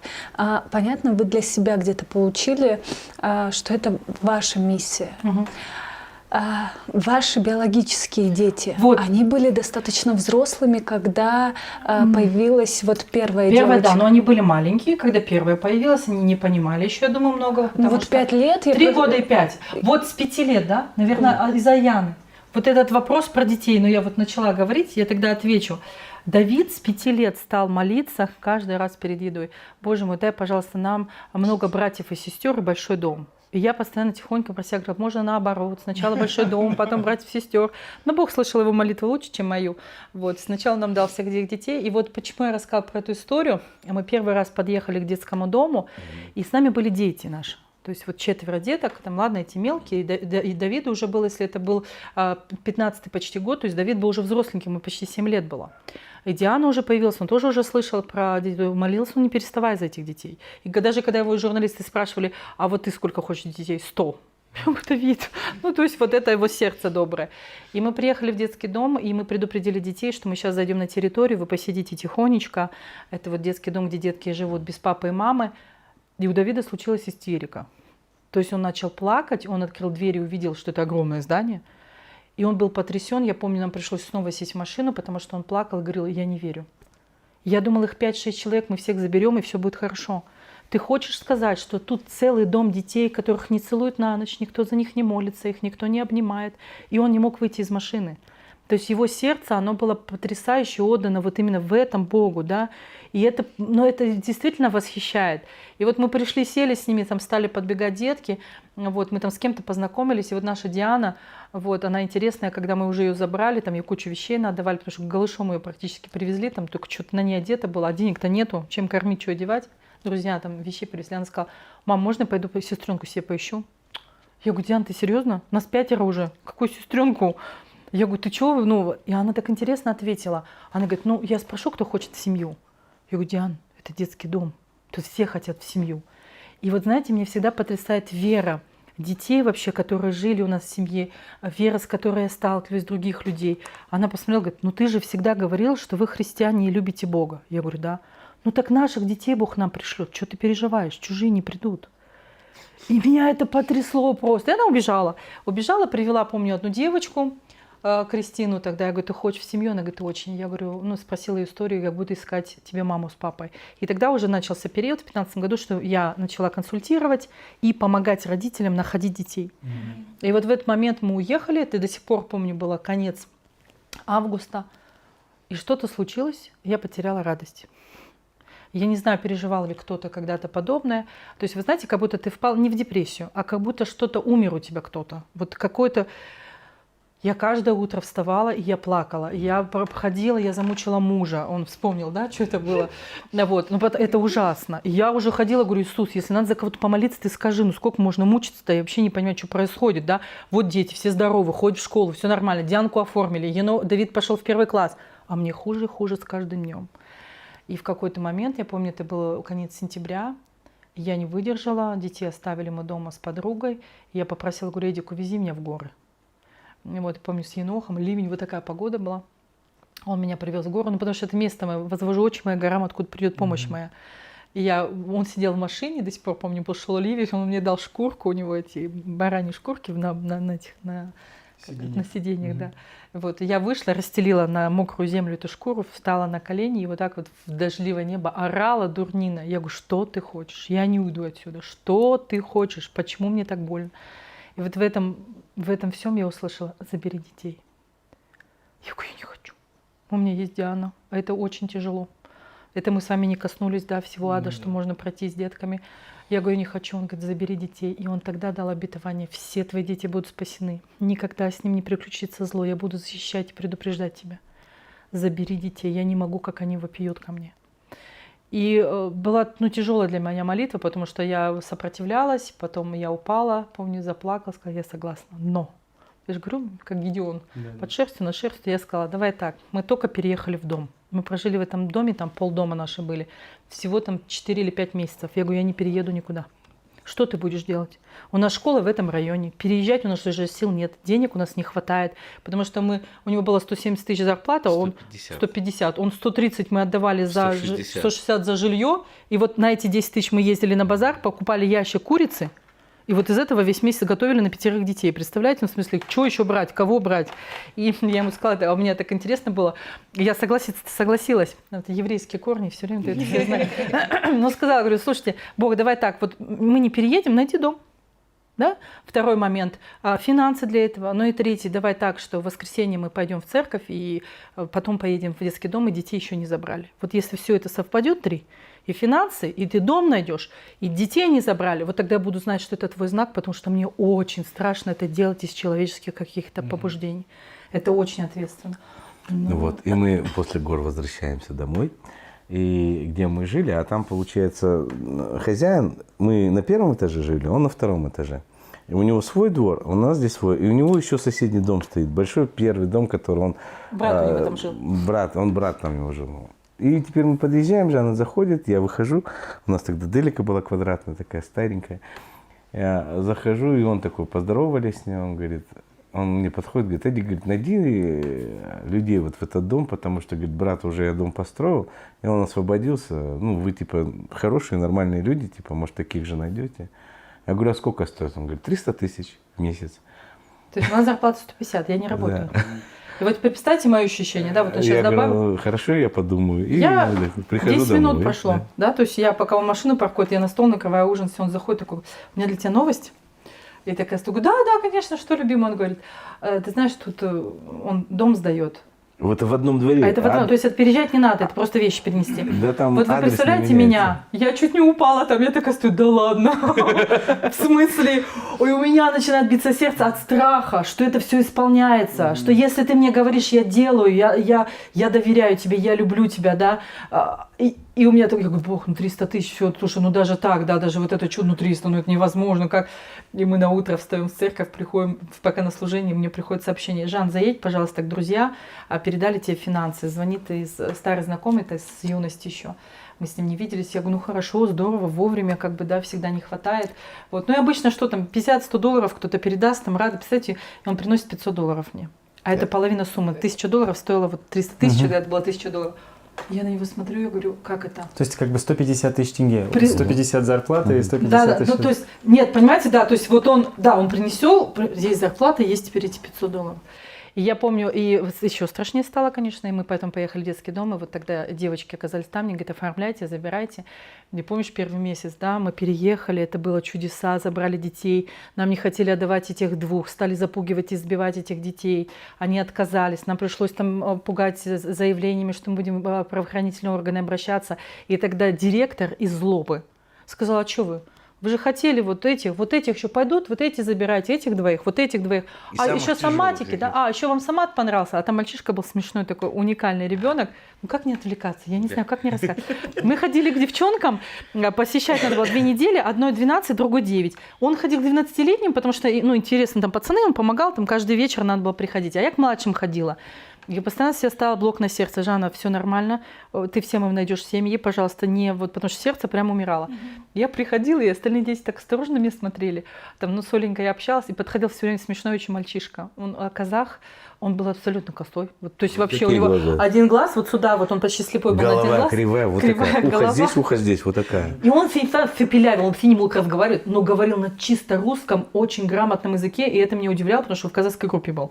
Он подходил все время, так говорит, забери меня отсюда, ну забери меня отсюда. И я понимала, что внутри вот так больно, и я наклонилась, помню, обняла его, говорю, Сматик, я тебе найду папу и маму, я тебе клянусь, я обещаю, я даю тебе обещание. Он такой, пожалуйста, то я умру. Я говорю, хорошо. И Эдику, естественно, не рассказала. Ну, это же как с котами. В смысле, пошли за 2, забрали 25, да? И, в общем, короче говоря, я не стала говорить. И что-то я приболела. И в один день он поехал без меня. Он поехал без меня, представьте, заходит, слезы на глазах. Вот так держит телефон, прям это, разувается в коридоре, так идет, говорит, я тебя прошу, ну, пожалуйста, давай его заберем. И показывает Самата из всех. Я на него смотрю, говорю, почему? Он говорит, я не могу, я зашел, он кинулся ко мне, говорит, папка, забери отсюда. И вот это, знаете, это... И, конечно, когда мы там пожаловались, да, и вот она говорит, забирайте всех 5. Вот вам каникулы, пожалуйста, заодно не посмотрите, типа, как там жить. И вот у нас получилось, что в 2015 году у нас сразу стало... За один, какой месяц? За неделю, за месяц, да, мы оформили, за месяц 10 детей. То есть они пришли на каникулы, но зато мы узнали, что происходит в детских домах. И вот когда их забрали, Саматика, да, Саматик вообще оказался уникальным. У него был жуткий список. Это опять же, когда родители приходят и мне говорят здорово, да, у него была умственная отсталость, диагноз дебил, порок сердца, косоглазие, почти слепой на один глаз. У него была легкая форма ДЦП, он когда ходил, дергался. Помимо всего этого, еще почти год насиловали в детском доме. Он просто на палец сосал. Да, ну это Да, вот потому что да, насиловали. И вот, короче, когда ты с этим сталкиваешься, никто же не говорил тебе об этом, ты это не знаешь, и для тебя это шок. И некуда идти, нет специалистов. И я помню, когда мы поняли, что его насиловали, он рассказал, дети сначала поделились. А я просто ему каждую ночь одевала носочки чистые, на ручки скотчем вот так обматывала, и вот так его укачивала. И месяц я держала его на руках и пела, и молилась за него. А он ночами просыпался, бил себя по ручкам, говорил, я не буду. Потому что там определенная зависимость у него появилась после насилия. Была такая интересная история у нас с Саматиком. Он уже жил у нас в семье, да. Знаете, когда мы его забирали, нам директор детского дома Эдику сказал, зачем вам? Вы люди с высшим образованием. У ребенка столько диагнозов. Он будет только дворником. И мой муж сказал, говорит, ну, знаете, счастливые дворники тоже нужны в Казахстане. И это было уникально, потому что когда мы его забирали, мы пришли, и те-то постарше все были. То есть их 5 было, мы в один день 5 забирали. И Эдик пошел их собирать, а я спустилась к Самату там, в комнату соцпедагога. И я, когда зашла, он рыдал, уткнулся в эту воспитательницу, говорит, я не пойду к ней. Мы потом узнали, что он очень женщин боится, но это вот, ну тогда откуда... И я испугалась, думаю, что делать, я же насильно его не потащу 4 года ребенку, да, то есть я говорю, Самат, ну ты же сам просил меня папу с мамой найти, я буду тебе папу с мамой искать, ну то есть потому что мы с Эдиком поговорили, я говорю, Эдик, ну такое количество детей, он говорит, ну ты же хотела семьи им искать, да, вот ты как раз узнаешь там, и пускай они пока с нами живут, вот, и я помню хорошо, я сижу, молюсь, и говорю, Бог, ну что-то придумай, но не идет и все. И вдруг идет по коридору Эдик, и он слышит, что этот плачет. И еще голос у него такой громогласный, очень красивый. Он идет, это кто там плачет? Я не понял. Это кто там к нам идти не хочет? И вот, представляете, заходит в комнату, и в этот момент Самат отрывается, видит его, и вот с этим криком «Папка!» запрыгивает к нему наверх. И я помню вот эти передаваемые ощущения, да, когда случается вот это единство. Потом, конечно, когда мы его забрали, мы узнали его жуткую историю совершенно, да, и про насилие, и про все. Вот. И был момент, нас пригласили в церковь на служение сверхъестественное. Но так как я выросла в определенной деноминации, там этого не было. Вот. И я как-то так относилась, говорю, я хочу побыть, пошли все дети собрались. Нам всем там, помню, дали еще наряды, смешные майки. Но представляете, майки на нас, ладно, а на них, они же как платье им. То есть они же все маленькие, вот мы все одинаковые, там, значит, в этих маечках. Вот. И было служение очень интересное, все детки слушали, а Самат не очень любит общественность, то есть он такой интроверт, вот. Он всегда рядом прижмется, сидит такой смешной. И тут самый ответственный момент — молитва за исцеление, если кто-то хочет, и нам звонят, и нам надо выйти.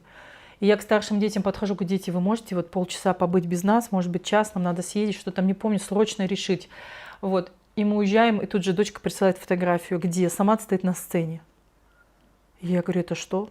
Они потом рассказывали, мы так смеялись, потом он вышел на сцену первый, когда только этот человек вышел, сказал: вы верите, что Бог может исцелить все, что угодно? Если у вас есть нужда, выйдите ко мне. И говорит: представляешь, наш Самат, мы, говорит, его хватали, пытались держать, говорит, он вышел на сцену, говорит, тишина в зале, он стоит, представляете, вот маленький ребенок, здоровый проповедник, он на него смотрит, вот говорит: мальчик, ты что хочешь? Он у него глаза поднимает, вот, и говорит: косой не видит, что ли? Ну и весь зал упал, он говорит: ну молись давай, я не виду. Вот, и в общем, короче говоря, вот он над ним помолился, и было удивительно, что все дети каждый день проверяли: по вере нашей должно все исправиться.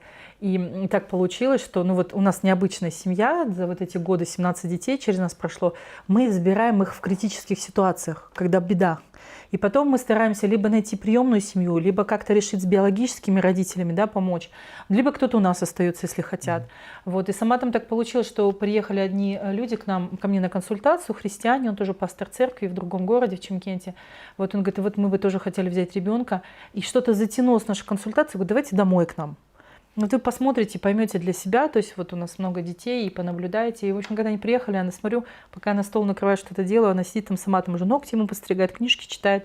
Вот, и они пригласили нас в гости, мы съездили к ним в гости в Шымкент, и когда обратно уже ехали, а у них такой большой дом, тишина, муж, жена, они уже такие приличного возраста, в плане детки выросли, уже все выросли, они только с дедушкой там живут, а сама все прикольно, он с нами прожил 3 года, да? И все время говорил: и все время говорил: вы не забыли мне маму с папой найти, там дед, там должен быть дед. И он это так прикольно было, представляете, он же с папой с мамой называет, папа с мамой подходит: ты будешь искать родных? Я говорю: я стараюсь. Вот, и вот в этот момент, когда мы сели в поезд, и я смотрю, он плачет, я его обняла, говорю: сама, что случилось? Он говорит: пожалуйста, можно они будут папа с мамой моими? Я очень прошу. И я выглядываю в окно, а те стоят, плачут, и мне показывают, типа, в телефоне посмотри. Я открываю телефон, там написано: пожалуйста, можно мы его переоформим? Мы хотим сына нашего забрать. И вот мы там, ну, сложности были, конечно, переоформлять там и так далее. Вы знаете, что удивительное? Когда они его забрали, и нужно было лечить глаза, а мы же здесь тоже лечили, мы переслали документы, и врачи говорят: это не его документы. Такого не бывает. Потому что там стояла дата, всего прошло 2-3 месяца с того момента молитвы. У него полностью исцелились глаза. До этого он был неоперабельный. Ему сделали операцию после этой молитвы. Он прекрасно видит сейчас в очках, но ровные глаза. Он с легким ДЦП танцует бальные танцы, выигрывает. Он с умственной отсталостью дебил. В 1 классе читал как 5-классник. Он складывал 3-значные, 4-значные числа в уме. Он с дедом играет в шахматы, говорит на нескольких языках. Танцует, играет в баскетбол. Он играет 2 руками на пианино. Да. Это такая гордость родителей. И каждый раз, когда мы там пишем поздравления ему с днем рождения, потому что мы общаемся, в гости ездим друг к другу, вот. А мама его, Таня, всегда мне пишет: Жан, если бы не вы, мы бы никогда не пошли за этим ребенком в детский дом. Потому что с такими диагнозами, с таким мы бы даже не посмотрели его анкету. И вот это вот все время хочется донести, да, другим людям, которые там на диагнозы смотрят: ребят, Бог может все исправить вообще, для него это в легкую. Мы пойдем дальше, и у нас есть вопрос по поводу вашего фонда. Сейчас история об усыновлении, услышанная от вас, это история чудес, благодати, радости и счастья. Кто-то из зрителей может, ну мы же, и вы, и мы верим, что не всем надо усыновлять детей. Да. Я всегда не говорю, все да. призваны усыновлять детей. Не Просто каждый сейчас кто-то может взять вдохновиться. ребенка. Я хотел бы попросить вас обратную сторону показать. Ой, вы уверены? Ну, хотя бы на... Ну хорошо. Ну давайте я просто расскажу тогда. Вы знаете, когда мы вот этих 5 забирали, а мы же ничего не знали о детях этих. То есть для меня было так, что вот самое большое горе, что нет папы с мамой. Еда там есть, за ними ухаживать, да, вот эти мифы о том, что там не мама и с папой назовут, вот вы там спасете и так далее. И был такой момент, мы с Енохом, он грудной был, поехали на посещение детей, то есть я говорила, да, надо было ездить там 2 недели, вот. И мы приехали, он уснул, и я выйти с ним не могу из машины. И Эдик подъехал прямо рядом, вот так, знаете, здание детского дома, вот так машина, и ливень шел. Дождь был, осень. И он зашел, говорит: я пойду и детей посещаю. Я говорю: хорошо. Я осталась, стала молиться. Ну, думаю: Господи, такая чудесная возможность благословлять этот дом, да, молиться за этих детей. Вот, и я, в общем, вознесла руки, стала молиться. Вы представляете, и вдруг видение, у меня уходит стена, она становится прозрачной, и я вижу ад. Я вижу, как насилуют, избивают детей, я вижу детей в крови, я вижу детей, как они вот так закрываются, я вижу, как они ползут. Это был такой ужас, что я заорала, я вот так закрыла глаза, я говорю: не хочу это видеть, убери, я не хочу это видеть. И вот тогда это был первый раз, когда я коснулась, я узнала что же там происходит. И я помню хорошо свои молитвы, сказал: Господь, поднимай своих детей, пожалуйста, поднимай верующих, да, чтобы они приходили, забирали деток, потому что есть безусловная любовь, у нас есть источник безусловной любви. Вот. Но спустя какое-то время также у нас пришло вот это осознание, и даже слоган появился, что не каждый может взять приемного ребенка, но каждый может помочь тому, кто взял. И это про призвание. И вот мы немножко делились, да, что для нас самое главное — это исполнить Божью волю. Мы ничего не делаем, не спросив Его. Вообще ничего. И даже если сегодня Он скажет: ребят, все, здесь закончили, пошли в другую сторону, мы смиренно это исполним. Потому что нет ничего важнее. Если вы помните, да, даже в Библии Иисус в пустыне, да, Он получал Божью волю от Отца, что Он должен делать. Если там приходило 5000 человек, Он мог сесть на лодку, уплыть, там, спасать Гадаринского бесноватого, или вообще спать, уплыть. Почему? Он был в близости с Отцом. Он знал, что сейчас ему нужно делать. У него не было чувства вины, что там в не спас 5000 человек. Ну, вообще этого ничего нет. И поэтому вот это, наверное, чувство, оно должно прийти, это призвание. Оно особенное. Объясню почему. В любом другом служении, ни в коем случае не принижая другое служение, а, наверное, говоря вот об этих сложностях, в любом другом служении у тебя есть возможность прийти домой и отдохнуть. В любом. Что бы ты ни делал, кроме этого. Здесь тебе некуда идти. Ты 24/7. Ты находишься с этими израненными, измученными, травмированными детьми, которых ты должен восстанавливать. И это, знаете, самая сильная чистка для нас, для родителей. Это мы должны меняться. Они нас меняют. И самое интересное, что для верующих, наверное, это очень самое сложное, потому что они вытащат из вас всех бесов. Все грехи. Дети, да, все грехи ваши вытащат наружу. То, что вы, верующие, там, скрываете, бывает, что прячете, там, но они вытащат, на самом деле, своим поведением они это сделают. Поэтому это, наверное, обратная сторона, да, что... И нам помогала только любовь, на самом деле, потому что я помню, да, единство, потому что, как говорит, разделяй властвуй, а на самом деле так и приходилось, что приходят дети, маме говорят одно, папе говорят третье, и пытают нас поссорить. Это бывало такое в самом начале. Помнишь момент с Аматом, да, тяжелый? Да. Ну, раз вы захотели услышать тяжелое, да, понимаете, ну, я стараюсь больше писать, наверное, в Фейсбуке, как-то делиться тем, что есть победы, но в сложностях тоже стараюсь писать. И вот я сама всегда говорю родителям, очень много возвратов. И вот когда говорят, почему возвращать безответственно, бессовестно, вообще как могут, слушайте, да ну никогда никого не осуждайте. Если человек до этого дошел, да, что-то просто нужно протянуть руку помощи. У нас был момент, ну я вкратце скажу, у нас неожиданно стало 10 детей. В общем, когда мы их забрали, вот этих 5, мы узнали, что их насилуют. И мы не поверили. Ну, то есть дети поделились, там один из детей, думаю, чушь какая, на наше время в центре Алматы, ну что, куда смотрят, то это неправда. Вот. И случилось так, что через месяц, в феврале, наши друзья близкие, христиане, забрали девочку из этого же детского дома, из этой же группы, и она вечером им рассказала, что они видели в окно, как действительно насиловали мальчика этого. Который у нас находился. Который у нас находился. У меня был шок на утро, я побежала в органы опеки, стала кричать, что-то делать. Они говорят, мы ничего не можем сделать, пока он заявление не напишет. То есть мы сейчас зайдем туда, и все, всем рот закроют, и никто не узнает. И вот это тяжелое для нас решение было принять, взять его, оформить. Сложный был период, потому что я делилась уже, и звонок был, пытались расстрелять нашу семью, пугали, что расстреляют, если мы ребенка не отдадим, и сжечь дом, нам пришлось переехать. В общем, мы, короче говоря, с 16 года до 19, да, пока мы установили, за 4 года мы переехали, наверное, раз 8. То есть буквально иногда было, когда 2 месяца, например, представьте, с 10 детьми, с 3 собаками, с 4 кошками, с попугаями. Было сложно это было сложно вообще найти жилье. И Бог всегда чудеса совершал. Вот. Но хотелось бы рассказать этот момент, я вспомнила, да, про Самата. Я на допросах, днем и ночью я опекун. Нянечку найти толком не можем, денег ни на что не хватает. Кормим их, придумываем, из чего каждый раз покормить. Потом, правда, появились люди, одни, которые помогали нас финансами, именно на продукты. Это было чудо, полгода мы прям, дети отъелись так, серьезно, там, помнишь, до 120 тысяч, это было все, мы просто наедались и колбасами, и мясом. Вот. И я на допросах, и для меня это было тяжело. У меня есть там своя личная история насилия.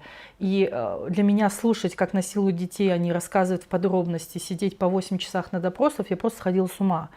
И потому что нам пришлось забрать мальчика, которого насиловали, там, брать сестер их, пришлось забрать девчонок, которые были свидетели по уголовному делу, потому что им стали угрожать, что их убьют. Вот. И это, в общем, у нас за 2 месяца стало 10 детей. И я хорошо помню, я приезжаю с допроса, а Эдик меня, знаете, так интересно привозил. Он меня сначала увозил в поле, я там орала, а потом возвращалась домой, потому что невозможно было вообще вот это эмоционально выдержать. Я приезжаю, помню, он меня обнимает и говорит: только ты не нервничай. Вот, и, ну, расскажешь, да, историю с Саматом. И, в общем, Да, ну, так получилось, что Самат пару раз убивал нашего Енуха. Да, и получилось это как он, ну, берет он, первый раз он поясок от халата на шею ему накрутил и тянул. я привязала к двери, Да. к дверной ручке, а здесь на вытянутой руке И держал, тянул, пока тот да. не посинел. Хорошо старшие дети проходили, увидели, забрали. А второй раз он его посадил в кулер, вот этот Ну, пластиковый холодильник. ящик такой, пластиковый ящик, холодильник, который, и хорошо там замок сломанный был. Посадил и сел на него. Тот стучится, а ему там год и 2 месяца было. Нет, Ему. 1,5 года. Ну, ему. почти или 1,5. Вот в это время. И мне, как отцу, было очень сложно в том смысле, что сделать. Как с ним поговорить, как наказать. Но первое, что хотел, убить. Да? Жанна сказала: все, забираем, увозим Вы его знаете, отсюда. я вот Да, это, тут говорит, добавлю, я когда пришла, и он мне рассказывает: сейчас все нормально, все хорошо, он живой. Вы знаете, в этот момент ты ничего не соображаешь вообще. Пропадает Бог, пропадает все. У тебя такой ужас, что ты на допросах ради того, что Бог тебя помазал спасать этих детей, а твоего биологического ребенка убивают здесь дома. Где справедливость? Где Бог? Вообще почему? И я помню, первая моя реакция, говорю: все, давай собираем вещи, везем его в детский дом. Я найду ему семью, я обещала, но здесь он не останется. Я не смогу жить с мыслью, что вот я что-то там навредила, да, своим детям. И я помню хорошо тогда мысль вот эта в голове. Бог говорит: я не сказал, что будет легко. Я сказал, что я буду рядом, и твои дети не пострадают. Он не умер. И я помню, подошла к Эдику, и вот то, что он мне сказал, да, про Давида, помнишь, что ты сказал? не помню.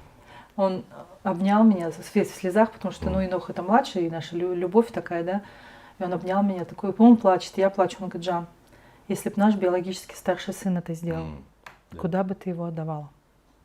Куда бы ты его повезла? В какой детский дом? И я помню, у меня был такой шок: это наш ребенок. Мы его взяли, чтобы показать им Бога и любовь. Это наш выбор, и мы должны с этим справляться. И вот я помню тогда, когда его наказывал, у нас наказание, но это отдельная такая тема, если потом когда-то захотите взять интервью по наказанию вдруг, я знаю, в семьях это всегда сложность, да. Вот, у нас муж спортсмен, поэтому все со спортом связано. Вот у нас приседают, отжимаются, на планке стоят. И вот он стоял там на планке, помню, рыдал и постоянно повторял: я больше не буду его душить. Меня 3 раза душили в детском доме. Это страшно, я не буду его душить. И вот благодаря вот этим моментам мы стали обучаться, везде ездить. И вот, ну, фонд вот этот родился. То есть почему мы стали понимать, что то, что делали с детьми, не повторяют это. Да. И родители не готовы к этому. Они не понимают, как с этим справляться. Да? То есть когда нам говорят: ну вот вы молодцы, да, люди даже вот на 100-ю долю не представляют, что это такое жить в этом. 2 раза пытались домогаться наших младших детей, мы спасли от насилия. 2 раза пытались убить младших, да.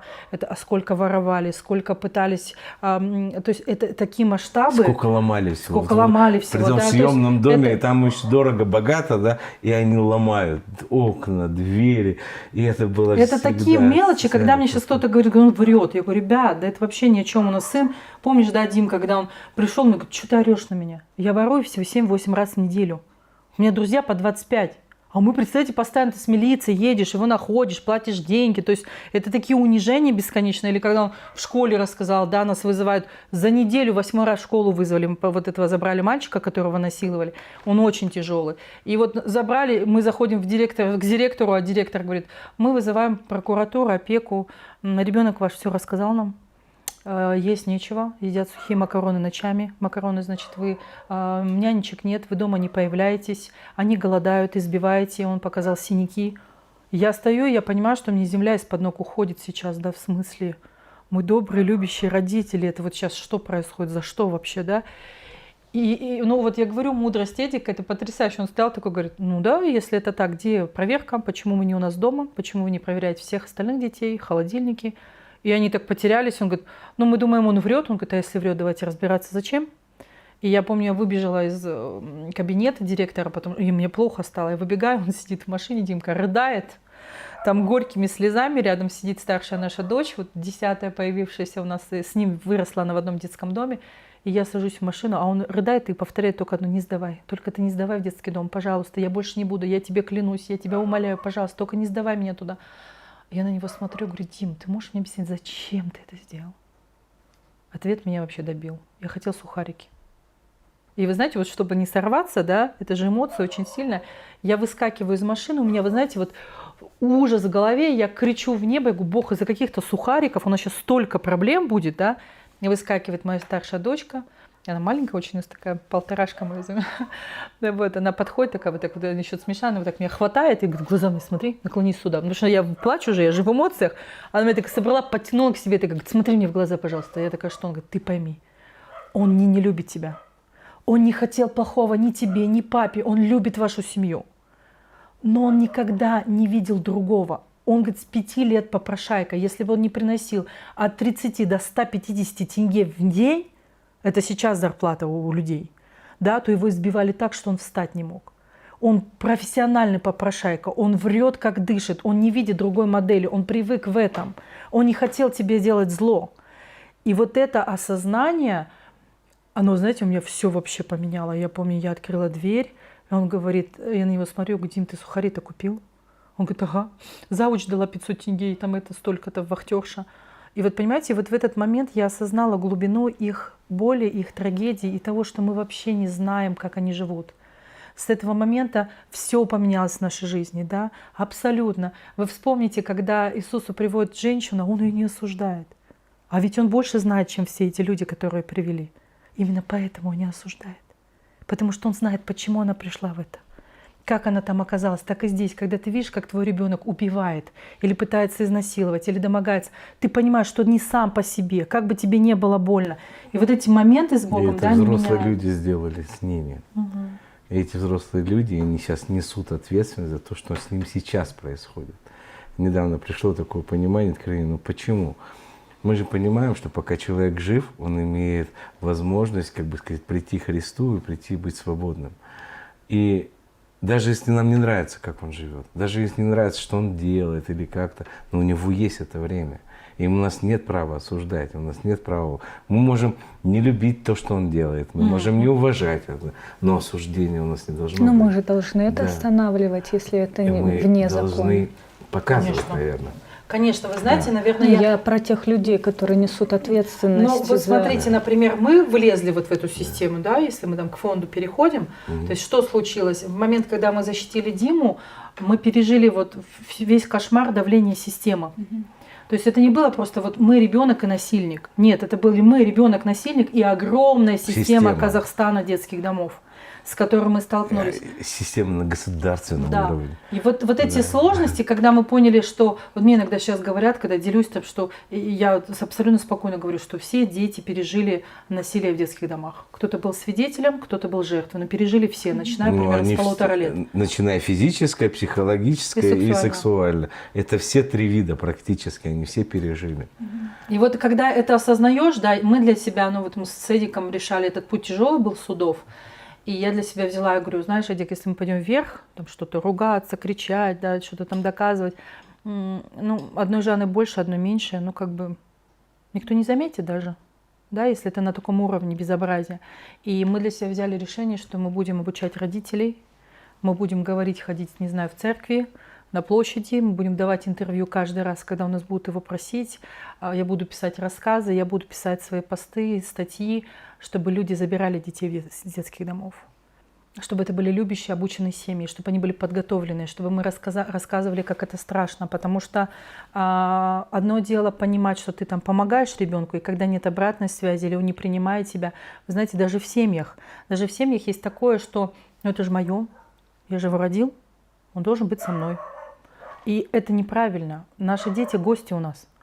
Они даны нам на время, чтобы вложить что-то от Всевышнего, от Бога, да, передать какие-то ценности, потом отпустить его совершенно спокойно. Нам всегда должно быть интересно быть вдвоем. У нас всегда должна быть жизнь вдвоем с ним. Свои свидания, свои истории, свое общение, потому что потом они все разойдутся. И что у нас останется? Если мы будем жить детьми, мы погибнем, брака не будет. И вот это, когда осознаешь, когда они приходят приемные в себе, в семью, и ты понимаешь, что ты не имеешь на них права. Ты можешь только предложить выбор. Для чего их берут? Чтобы показать им возможность и дать шанс жить без насилия, без жестокости.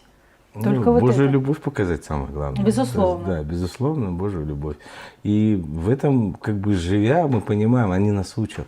Они нас учат. Постоянно. Постоянно любви. учат, потому что мы понимаем, что ребенок сам таким стать не может. Его сделали такие. Я вот начал разговор, говорю, вот я думаю про Диму, кем он сейчас стал, да. И у меня такая мысль пришла, что вот все те, кто с ним это сделал, вот он живое свидетельство показывает им тот грех, который они с ним сделали. Как живое свидетельство. Потому что, знаете, когда сталкиваешься с детками из системы, ты понимаешь, вот как мне Бог открыл, да, говорит, я больше не могу, как они вопиют ко мне. Я больше не могу, я отец, я не могу видеть, понимаешь? И видишь, когда в церкви, да, почему мы говорим, что о том, что не каждый может взять, но каждый может помочь тому, кто взял. Потому что растить их — это колоссальный труд, это постоянная работа над собой, это постоянное переосмысление своих ценностей. Вот даже, да, я понимаю, сейчас такие вещи будем поднимать для христиан, которые прям взрыв мозга, и вам много чего прилетит из-за нас, да, потому что нам прилетает. Например, у меня есть один из рассказов моих, вот рассказы матери, которые я пишу, это там «Не кури» есть, да, потому что вот они все пришли к нам в семью, все нормально, никто не матерится, не курит и не ворует. То есть вот у нас было прописано, у нас было 3 правила: воровать, не врать и послушание. То есть мы минимум давали, и они все исполняли, они действительно все держались, потому что из-за того, что их 10 необычно стало, особенно 10-я наша дочка, да, она так уникально появилась, и очень боялась. Это самый ребенок, который боялась до смерти, потому что она с 9 лет курила. Так, да не ссы, прорвемся. У меня вот так, мама учитель русского языка, литературы, папа прокурор, вообще такая идеальная семья была, я всегда только там Достоевский, Пушкин, Чехов, Гоголь, и тут. Вот, и я помню хорошо, когда она пришла к нам в семью на 3 дня, там в связи с этим уголовным делом, я не спала 3 суток. Вот пока она была у нас дома, я не спала. Ей было 14 лет, и такая прям, она такая начальница, смотрительница зоны. Она работала по фене, и у меня был ужас. И я хорошо помню, проходит 3 дня, она ко мне подходит такая: Тижан, что делать мне? Она еще сильная очень такая. Я говорю: что случилось? Она говорит: мужик какой-то позвонил. Она говорит: ты же не вечно у Кимов будешь. Вернешься в детский дом, закопаем, поменяй показания. А она для меня, знаете, была таким чудом. Я все время хотела с ней поговорить, потому что я боялась, что она единственный ребенок в детском доме, который открыто сказал: я видела насилие, детей насиловать нельзя. Ее пытались сбросить со 2-го этажа с балкона воспитатели, пытались дать ей взятку, напугать психушкой. Она не сдавалась, не сдавалась вообще. И я когда увидела, я хотела подойти: почему? Откуда в тебе такая сила? Во взрослых нет этой силы, Вот да? как на суде она сказала. На суде это было потрясающе. Да. На суде, когда у нее был допрос, ее допрос, и там, значит, адвокат подходит, и там Дима действительно тяжелый ребенок, очень хулиганистый, и адвокат той стороны, значит, встает на насильника и говорит: вы подруга Дмитрия? Она говорит: да, мы в одной группе росли. Он такой немногословный у нас, маленькая еще, знаете, такая. И сила в ней, как будто в ней 2,5 метра. Вот реально, ей там, не знаю, 20 килограммов или 30. Вот, и она стоит, и она говорит: это правда, что Дмитрий воровал? Она говорит: да. Это правда, что Дима врет, как пьет? Да. Это правда, что вот он надевал женские парики, ходил в туфлях женских? Да. Это правда, что он позорил детский дом и там рассказывал, поброшайничал? Она говорит: да. Это правда, что он, значит, позорил в школе, учился плохо? Да. Это правда, что он психически вот неуравновешенный был, мог там истерики закатывать? Да. И знаете, вот адвокат с такой улыбкой: у меня нет вопросов, ваша честь, и садится. И я сижу, знаете, голову опустила, то есть, ну все вот, размазали пацана, да. И так интересно, ей стоит, говорит: извините, судья, или как там надо, ваша честь, можно мне ей задать вопрос, или так нельзя? И я помню, судья, она так подняла, там же есть процессуальные всякие. Да. И процессуальные же есть определенные. Это она говорит: можно, у вас есть вопрос к ней? Она говорит: да. И она поворачивается и говорит: вот вы сейчас вот это все перечислили, да? И я дала вам свое согласие. Она говорит: да. Она говорит: а можно спросить, вот если он вот такой, его можно насиловать? Вы для чего это спросили? Вы знаете, наступила такая тишина в помещении, и адвокат села, вот так за голову взялась, что все, что она спросила, напрасно. Она говорит: мы дети, даже если мы злые, воры или что, нас нельзя насиловать. Никого нельзя насиловать, ни взрослых, ни детей. Это неправильно. И вы знаете, в этом была такая сила. Я вот помню этот звонок, когда позвонили, типа, по меня показания, ко мне пришла, я к Эдику иду, я говорю: Эдик, что будем делать? Я не хочу ее забирать в семью. У нас 9. Знаете, не было похоже на семью. Это было похоже на какой-то сумасшедший дом. То есть был момент, помнишь, когда я сдалась, проснулась утром и плачу. Он на меня смотрит, что, говорю, я не хочу туда выходить. Может, простите, Серьезно, так и было. А он такой, знаете, на меня смотрит такими глазами, говорит: в смысле? Я говорю: не пойду. Помните, как есть, говорит: я не хочу идти в церковь. Говорит: ты пастор, ты должен. И вот это про это, да, ты мама. Я такая: нет. И вот это правда было так страшно. И вот я подошла, говорю: слушай, он так интересно, он меня обнял. Я говорю: это мудрость, это такое благословение. Он меня обнял, говорит: Жан, нас вообще никто не осудит, если мы ее не заберем. Но у меня один к тебе вопрос. Если завтра мы узнаем, что она умерла, ее убили, как ты сможешь с этим жить? У тебя есть шанс забрать сейчас и спасти жизнь. И мы приняли решение ее забрать. И вот, и вы знаете, и пришел вот эта полнота, когда пришла в семью. Помните, я говорила, что не хочу проспаться не хотелось мне. Вот. И она пришла в семью, как будто весь пазл встал. Вот, вы знаете, как будто хоп, и что-то заработало. Ее очень не хватало. И она стала тем вот этим вот, да. И вы знаете, я вам больше скажу, вот за все эти 17 детей, это единственный ребенок, который нас признал мамой и папой внутри. Который реально верит. И потому что даже у Яши где-то, я понимаю, что не переживания и воспоминания, и все. А Ирка у нас теперь все время шутит, она говорит: безответственные родители. Вы меня родили, потеряли, а потом нашли. Вот. И вот это какой-то момент ее, да, ее веры, у нее потрясающая вера. Я не знаю, она резко выражается, но не делиться этим, да. Сейчас, например, да, она помогает с воспитанием детей, учит их уборке. То есть то, что мы в нее вложили, теперь младшая, да, потому что она все время с нами, она уже взрослая, 20 лет. И вот даже когда в этот дом переехали, она очень интересно говорит о Боге. Она очень интересно делится своим свидетельством, да. И это уникальная ее близость с Богом, то есть ее верность Богу, как она пришла к Нему, почему. То есть она была в мусульманах, она была среди буддистов. Она пришла к Христу и объяснила, почему для нее это так ценно. И вот сейчас, когда там, например, у нас у каждого есть свои обязанности в семье, кстати, невозможно, я считаю, вообще детей невозможно, а приемных тем более, обязательно должны быть обязанности. То есть обязательно с самого детства. У нас Енох, там ему уже было 4 года, 5 лет, он раскладывал свои вещи в комод, он относил нам стирку. В 5 лет он нам уже готовил завтраки. Сейчас он может приготовить грудинку вместе с Аяной. Заметьте, одному 8, другому 9. Они куриную грудинку делают там с салатами, все это приносят, подают. С самого начала, от заморозки, да? От разморозки, да. И вот, и я помню хорошо момент, захожу с работы, уставшая такая, вхожу на 2-й этаж, а у нас Енох отвечает за туалетом. Потому что он маленький пространство, он за них отвечает. И вот я вижу картину такой, он значит, дотирает, он смешной такой, еще пухлик, он не помещается там в этим унитазом, вот он все моет. Я такой встал: Ира, иди проверяй, все. И вот она заходит, значит, такая сверху, такая: ну где все? Ну вот Иисус придет, как он ссать в это будет? Скажи, там пятно, здесь пятно, перемывай. И вот это вот, знаете, это потрясающе. Это ее текст. Это просто восхищает. Он стоит такой: да, Иисус, ладно, и заново начинает мыть. И вот эти вот какие-то моменты, они, знаете, они восхищают на самом деле, да, среди детей, среди всего. Вот. И вот когда они растут, как они меняются, это же чудо. Когда ты видишь, да, этот ребенок, вот даже с этим куревом, да, все нельзя, вот это нельзя. Потом я попадаю на тренинг к одной преподавательнице, и она мне задает вопрос: вы запретили ребенку курить, у которого стаж 5 лет, пачка сигарет в день. Взрослые люди в клиниках лечатся, чтобы это бросить. Что вы ей дали взамен? В смысле? Это плохо, это зло. Для многих это вообще грех в церквях. Почему я должна это разрешать? И вы знаете, я была потрясена, она на меня посмотрела, говорит: а где тогда ваш Бог? Если вы не даете ей взамен ничего, если она не может себя успокоить, вы с ней поговорили хотя бы, почему она курить начала? Как мне было стыдно, как мне было плохо. Я пришла домой, думаю: боже мой, Жанна, ты в своей религиозности, в своем законничестве, ты даже не поговорила с ребенком. И я пришла, помню, подошла к ней, обняла ее, я говорю: Ириш, ты хочешь курить? Она такая: блин, мам, запарила уже. Да ну нет, сказала, нет, не хочу курить, всю тему закрыли. Ей уже 16 я знаю, что нельзя, да? 16, да, Да, было уже 2 лет. года не курила. И я говорю: доча, я давай плакать. Она говорит: ну что с тобой опять, что ты рыдаешь-то? Я говорю: доча, ты хочешь курить? Мне так стыдно. Я не спросила тебя, почему. Я просто вела тебе закон и запрет. И она как заплачет. Она ко мне прижалась. Она говорит: мама, я все эти годы каждый день собираю бычки по всей улице до школы и обратно. 2 недели назад, говорит, я позвонила своему барыге, который в детский дом доставлял нам наркотики и курево, чтобы заказать у него пачку сигарет. Знаете, это масштаб осознания, что ты вытащил ребенка для того, чтобы его снова туда же засунуть из-за своей религиозности.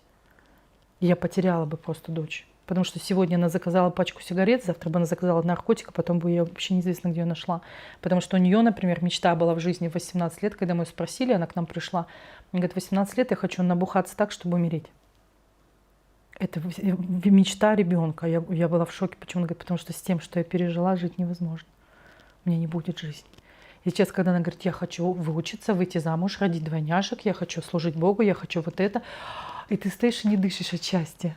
Да, потому что ради этого стоит жить, мучиться, молиться, каяться, меняться.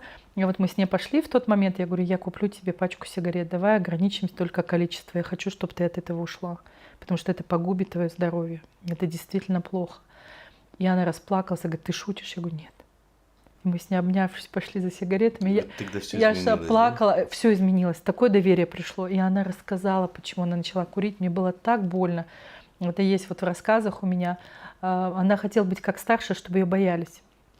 Потому что насилие было жуткое. И она курила бумажки, она скручивала бумажки, сидела в кустах и типа позировала. Вот, ну. И за этим делом я поймала воспитательница, и она говорит, я пыталась объяснить, что я не курю. Но она, говорит, ничего не слышала, говорит, я тебя на всю жизнь отучу. Она завела ее в комнату, зажгла сигарету и тушила об нее, снова зажигала и снова тушила. И это продолжалось, она говорит, наверное, минут 15. Она говорит, мне было так больно, это непередаваемо, все в ожогах. А потом говорит, значит, так я буду все равно курить. И она говорит, после этого сказала, ну если я пережила за это, значит, я имею на это право. И вот сейчас, когда она до сих пор, правда, курит, горе с ней, но она и сама бросать пыталась, да, но это уже совсем другое, совсем другая история. Совсем это, она же по-другому относится. Она уже старается, то есть она покупает книги, она молится, она что-то вносит. Да. Например, то же самое с алкоголем, да, что все, стоп, я этого не употребляю вообще никогда, хотя мы относимся спокойно к этому, да, это, не знаю, можно такое в эфире говорить, нет, в нашей семье спокойно мы относимся к алкоголю, куреву, но для нее она приняла решение, это не наше, это ее. Да, это ее культура, она сказала, нет, я не могу, потому что у меня есть наследственность, у меня есть еще что-то, я могу не знать меры. И это совсем другая история, она уже через Христа, через вот это принятие. Да, или когда с Димой, да, он сложный очень мальчик, да, и тоже он все время переодевался в женское, он воровал детские куклы, он постоянно красился, воровал у меня косметику, да, то есть с 3 лет в детском доме его одевали девочкой, говорили, какой он красивый, он девочка. С 9 лет он попрошайка, нет, с 5 лет, с 9 его насиловали. В 12 он пришел к нам. Там все разрушено. Понимаете, и вот это вот все время, да, Дима, да вот Бог этого не хочет, да вот римлянам ему читаю безостановочно, да, вот ты посмотри, вот там срамота и так далее, а оно все равно где-то вылазит. И вот в какой-то момент, я помню, мы прислали, у него было полгода в психбольнице, у него было 8 психологов и 3 психиатра за вот эти 5 лет, что он с нами прожил, потому что невозможно было вообще жить в семье, он не мог жить в семье, у него была отдельная комната, отдельный выход иногда. Детям было сложно, да, помню, один раз Енох или кто-то нам подошел, говорит, мам, верни, где взяла, ну, пожалуйста. И об этом я тоже рассказываю обычно приемным семьям. Ребят, прежде чем взять, у вас есть биологически, подумайте, что вы будете отвечать. Потому что ответ очень простой. Но когда ты говоришь людям, они, это сложно. Да просто это. Если бы твой биологически подошел и сказал, что бесит меня вот этот братик. До него было все классно. Я был один. Убери. Вы же знаете, что отвечать. Но здесь из-за того, что это приемный, все время как будто вот на подкорке есть не мое. Я могу отдать, я могу избавиться. Да не должно этого быть, он в сердце должен родиться. И вот в этот момент я, помню, сказала, Юнух, нам некуда отдавать. Мы знаем, что всем сложно, мы обезопасили детей. То есть вот если там, я знаю, будет куча вопросов, ну как вы подвергали там опасности и так далее. Не застрахован никто от этого. Понимаете? То есть единственное, что, зная свои особенности детей, у нас всегда были камеры, у нас всегда были нянечки, мы никогда не оставляли детей одних. Да и Бог никогда не подводил. Но Бог, да, это самое главное. То есть он всегда оберегал, действительно, он всегда предотвращал что-то. Всегда давал знания. Вот что-то происходит, обязательно у нас приводил или давал знания, что вот что-то происходит в доме сейчас не так. Да, и мы всегда были готовы. И вот с Димой, например, последний психиатр, мы из Москвы приглашали психиатра, но мы не знали, что делать. И я помню, она так посмотрела на меня и говорит, вы понимаете, он не видит вас. Я говорю, в смысле? Он говорит, он вообще людей не видит. Он настолько выживает, он живет в своем мире. И она говорит, отпустите его, ему очень плохо у вас. Я говорю, да вы что, у нас хорошо. Он говорит, вы понимаете, ваш Бог его ненавидит. И вы знаете, я была в шоке на нее Ну, смотрю. тоже до изменений у нас пошли. Вот это было, да, помнишь, да? Я говорю, в смысле? Наш Бог любящий, Он любит всех. И я помню, она на меня посмотрела и говорит, Он же не принимает его такой, как он есть сейчас. Вам же надо его переделать, только тогда его Бог ваш полюбит. И это было очень сильное обличение и покаяние наше. Я спустилась к Диме, помню, обняла его, встала на колени и говорю, Дима, прости. Бог мой любит тебя сейчас. Накрашенного, в колготках, с ресницами, Он умер за тебя сейчас, такого. И я не права. Я должна тебя принимать сейчас. Он не говорит, так вы сначала все классными станьте, потом ко мне придете. Такого нет. Это мы здесь, как у меня один пастор сказал, Бог умер за всех, кроме геев.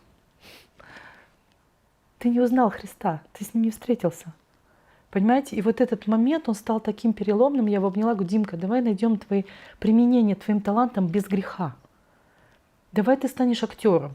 Там можно переодеваться, там можно носить женское, там можно как-то помочь ему выжить в этом. Потому что нам, когда преподавали, что у нас одна женщина потрясающая была учитель с Москвы, она говорит, дети из детских домов полностью психологически соответствуют детям после войны. Вы можете себе представить? То есть вот эта их психика, она абсолютно идентична.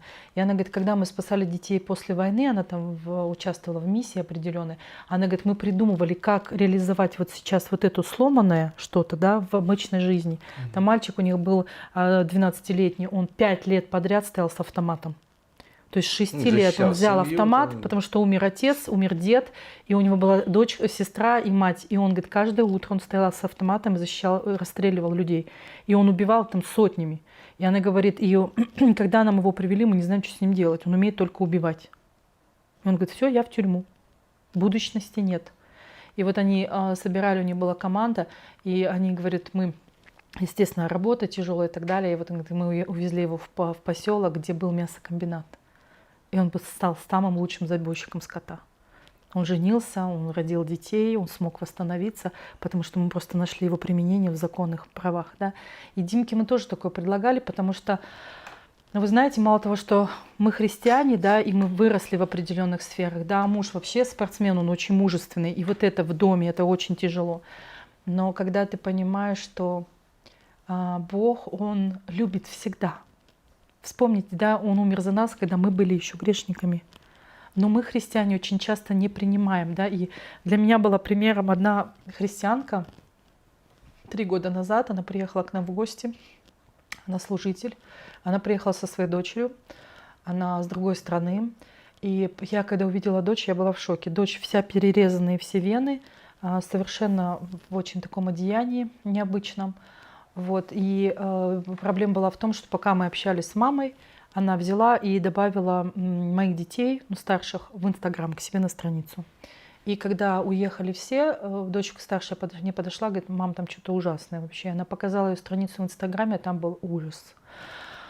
Вот просто ужас. То есть, ребенок психически нездоров. Да, там были жуткие фотографии, в основном везде обнаженная, причем в таких извращенных в каких-то моментах, с пренебрежением к себе. И я не знала, что мне делать. Говорить маме или нет. То есть понятно, что я своим детям сказала, удалите себя, там, не разговаривать и так далее. И я помню, что я набралась мужества, подошла к ней, и это был тоже мой переломный момент безусловной любви, когда я научилась. Я подошла к ней и говорю, слушай, вот так и так. И ее реакция меня потрясла. То есть я думала, ей станет либо стыдно, неудобно, либо как-то, знаете, вот как, неловко, да, что вот... А ее реакция была потрясающая. Она говорит, Жанночка, пожалуйста, попроси деток, пускай удалят. Мой ребенок сейчас очень нуждается в любви.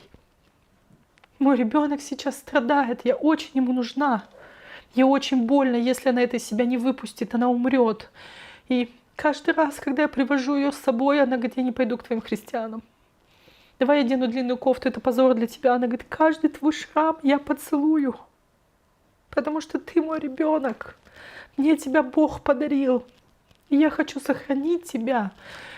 И это потрясло меня.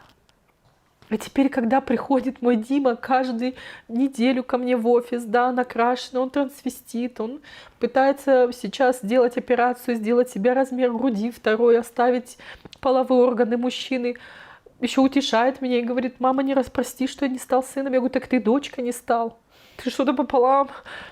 Но я люблю его. Если я не буду любить, если мой муж не будет его любить, кто его будет любить? Как он узнает о Боге в полноте? Как он узнает, что... Он когда пришел в этот раз ко мне с цветами в офис и говорит: мама, кто я? Я говорю: ты самый любимый сын Бога. Ты самая большая его драгоценность. Он говорит: я не знаю иногда, как мне жить. Найди мне психолога. Я один день хочу быть мужчиной, другой женщиной. И я понимаю, что это его путь. Но все, что я могу сделать как мама, это ненавидеть грех и любить его. И убить, отделять это. Потому что он в этот раз пришел и говорит: мама, запиши, у него много подписчиков там в этом, он говорит: запиши мне, вот я хочу с тобой прямой эфир записать, там интервью, типа, вот, и я помню, он сказал: говорит, правда ты хочешь? Он говорит: да. Я говорю: может быть, мы пробное что-то сделаем, потому что я боюсь, что ты не совсем понимаешь, что ты хочешь. Он говорит: ну давай, а что ты им расскажешь? Я говорю: я расскажу, как мне больно видеть тебя таким. Я расскажу, что каждый день я молюсь, просыпаюсь с молитвой о тебе, с болью и со слезами, что ты так убиваешь свою жизнь, пренебрегаешь своим телом и тем подарком, который тебе дал Бог. Я расскажу, чтобы я очень хотела, чтобы ты сейчас счастливым мужчиной, и ты мог найти Христа в полноте и радоваться, жениться, родить детей, передать ему всю свою любовь.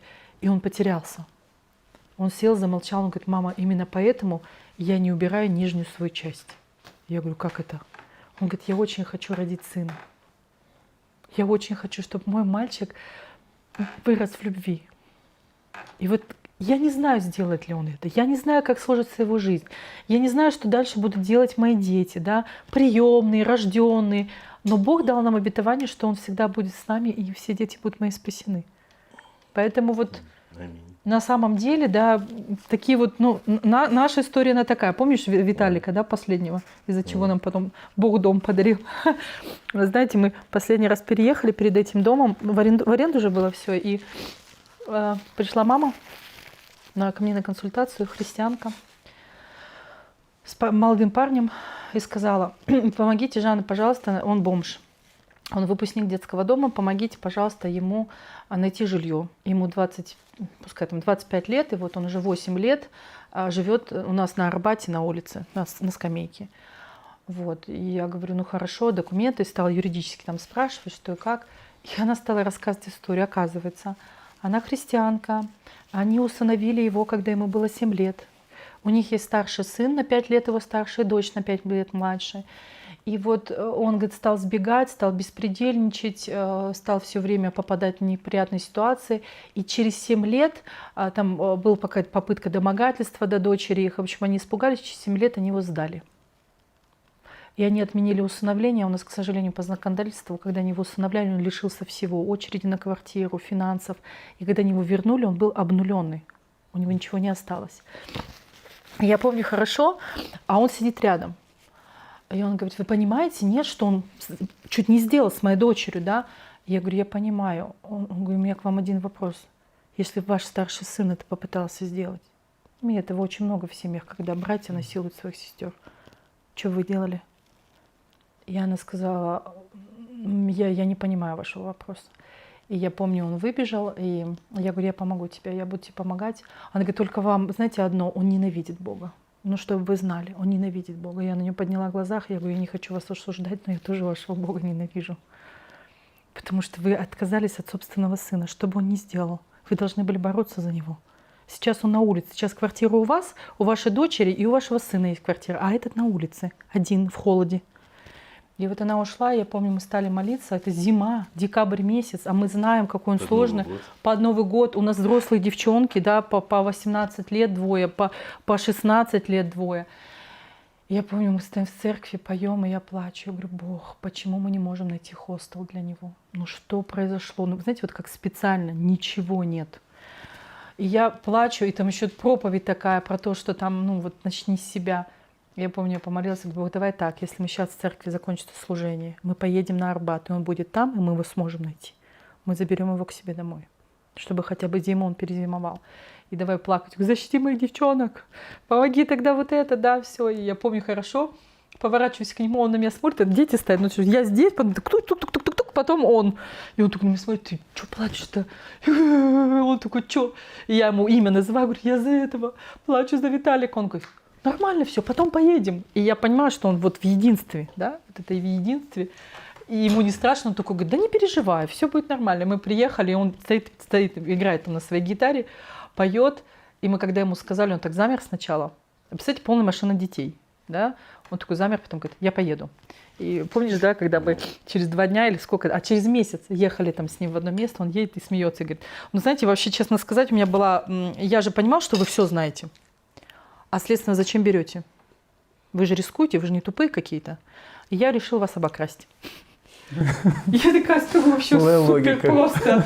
Я говорю, почему? Он говорит, ну я же понимал, что я вас не останусь, надо хоть что-то поиметь. Но зато, говорит, вынесу у вас теплой одежды, там, предметы быта, может, технику какую-то украду, продам. И вот он все так просто рассказывает, такой сидит в машине, я сижу, у меня все умерло. Я так к нему поворачиваюсь, говорю, слушай, а почему ты не украл? Он говорит, блин, вы такие хорошие оказались. И он такой, и он остался, он прожил с нами почти полгода, он вообще оказался потрясающим парнем. И я хорошо помню, я ему готовила кофе, а он плакал. Представляете, я ему наливаю кофе, он вот так вот пьет чашку захлеб и рыдает. Потом ставит, так отворачивается, вытирается, говорит, Тюджан, можно еще? И в какой-то момент я говорю, Виталик, почему ты плачешь? Он говорит, у вас самый вкусный кофе. И я говорю, я могу тебя научить его варить. И он говорит, хорошо.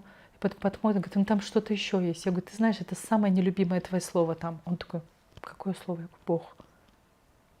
И он такой, нет. Я говорю, да. Вот мой Бог, он такой. Понимаешь, зная тебя, привести тебя в свой дом, рискуя безопасностью, это вера. Это и есть шаг веры. Зачем легко быть святым в монастыре? Ты на базаре попробуй. Когда кругом искушение и опасности, да, и вот это до сих пор он стал с нами ходить в церковь, мы до сих пор с ним общаемся, до сих пор его поддерживаем. Иосифа играл на Рождестве. Вот. Я ему постоянно повторяла, говорю, не смотри на людей, Бог у всех разный, они не правы были. Правы, я был виноват, я опасности подверг их дочь. Я говорю, ты это все осознал, ты никогда второй раз так не сделаешь. Но они поступили неправильно, я хочу тебе показать, Бог он другой, несмотря ни на что. И так интересно, когда он поделился, что хотел нас обократь, и такой сидит, я говорю, спасибо, что не обокрал, большое. Я говорю, мне было очень сложно. И он такой сидит, говорит, о, я молодец, да? И такой, я говорю, знаешь, Виталий, у меня к тебе вопрос. Скажи, а вот если бы ты нас обокрал, мы бы тебя нашли, приняли, обогрели, ты все у нас вынес и ушел. Мне после этого не помогать никому? Ни сиротам, ни выпускникам, ни бомжам, ни что? Он говорит, ну, конечно, вы же не лохушка. Я говорю, понимаешь, а я не могу. Только из-за тебя одного, если бы ты поступил неправильно, оставить в опасности и в беде всех остальных, это неправильно. Он говорит, почему? Я говорю, потому что, что бы я ни делала, это не между мной и тобой или кем-то, это между мной и Богом. Если я люблю, а меня предают, я все равно буду любить. Если я делаю добро, а мне нож в спину или там ругают всякое грязное, я все равно буду делать добро, потому что в конечном итоге только между мной и Богом. Это только вот эта вот связь, а все остальное, оно может меняться. И оно всегда будет меняться. Вот. И поэтому, да, вот после Виталика нам Бог подарил дом. Это, потому что каждый раз, это очень смешно, каждый раз, когда мы начинали молиться за дом с каждым переездом, нам было очень тяжело. Бог давал нового ребенка. И на 10-м ребенке мы сказали, стопы, мы все поняли. Давай остановимся, на нас все дошло. Серьезно, я говорю, Бог, он говорит, это вообще не моя ценность, зачем вы молитесь? За какой дом? Да, сколько пасторов приходило. О, давайте помолимся, дома нет. Ща помолимся, все. Один даже приходил, говорит, вера у вас маленькая. Вот вообще маленькая вера, давайте молиться. Я говорю, можно вы сами? Я не хочу произносить. Он такой, почему? Я говорю, Бог снова ребенка приведет. Он столько 9 стало, пожалуйста, потому что вот передавали детей всем писать. Помолились, через неделю привели ребенка 10-го. Мальчишку там хотели вернуть в детский дом. И вот тоже интересный момент. Прежде чем взять ребенка, мы всегда спрашиваем у всей семьи. А бывало такое, что они отвечали, нет, мы не хотим? Вы знаете, такого не было, но прежде чем вообще задавать этот вопрос с детьми, мы всегда обсуждали, что их ждет. Чтобы это не было насилием религиозным. А что, вам не жалко?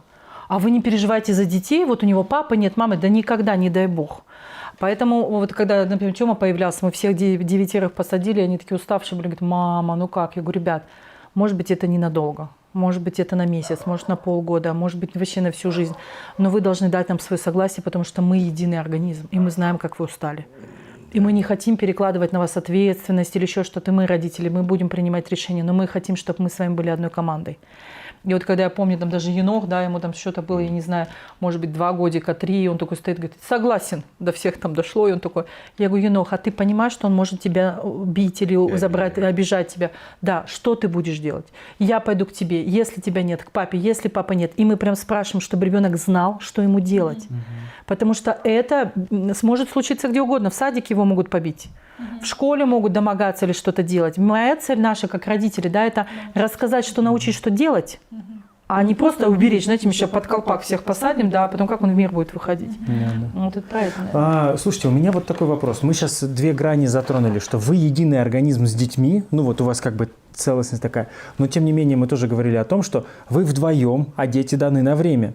Вот в течение всей вашей истории вы как сохраняли, развивали, улучшали ваши взаимоотношения? Ну вот вы не потеряли друг друга во всем вот этом вот? Ну, вы знаете, наверное, ты расскажешь про ангелов, потому что все равно это у вас выйдет. Мы рассказали вот это, то, что мы работаем ангелами, да, работали.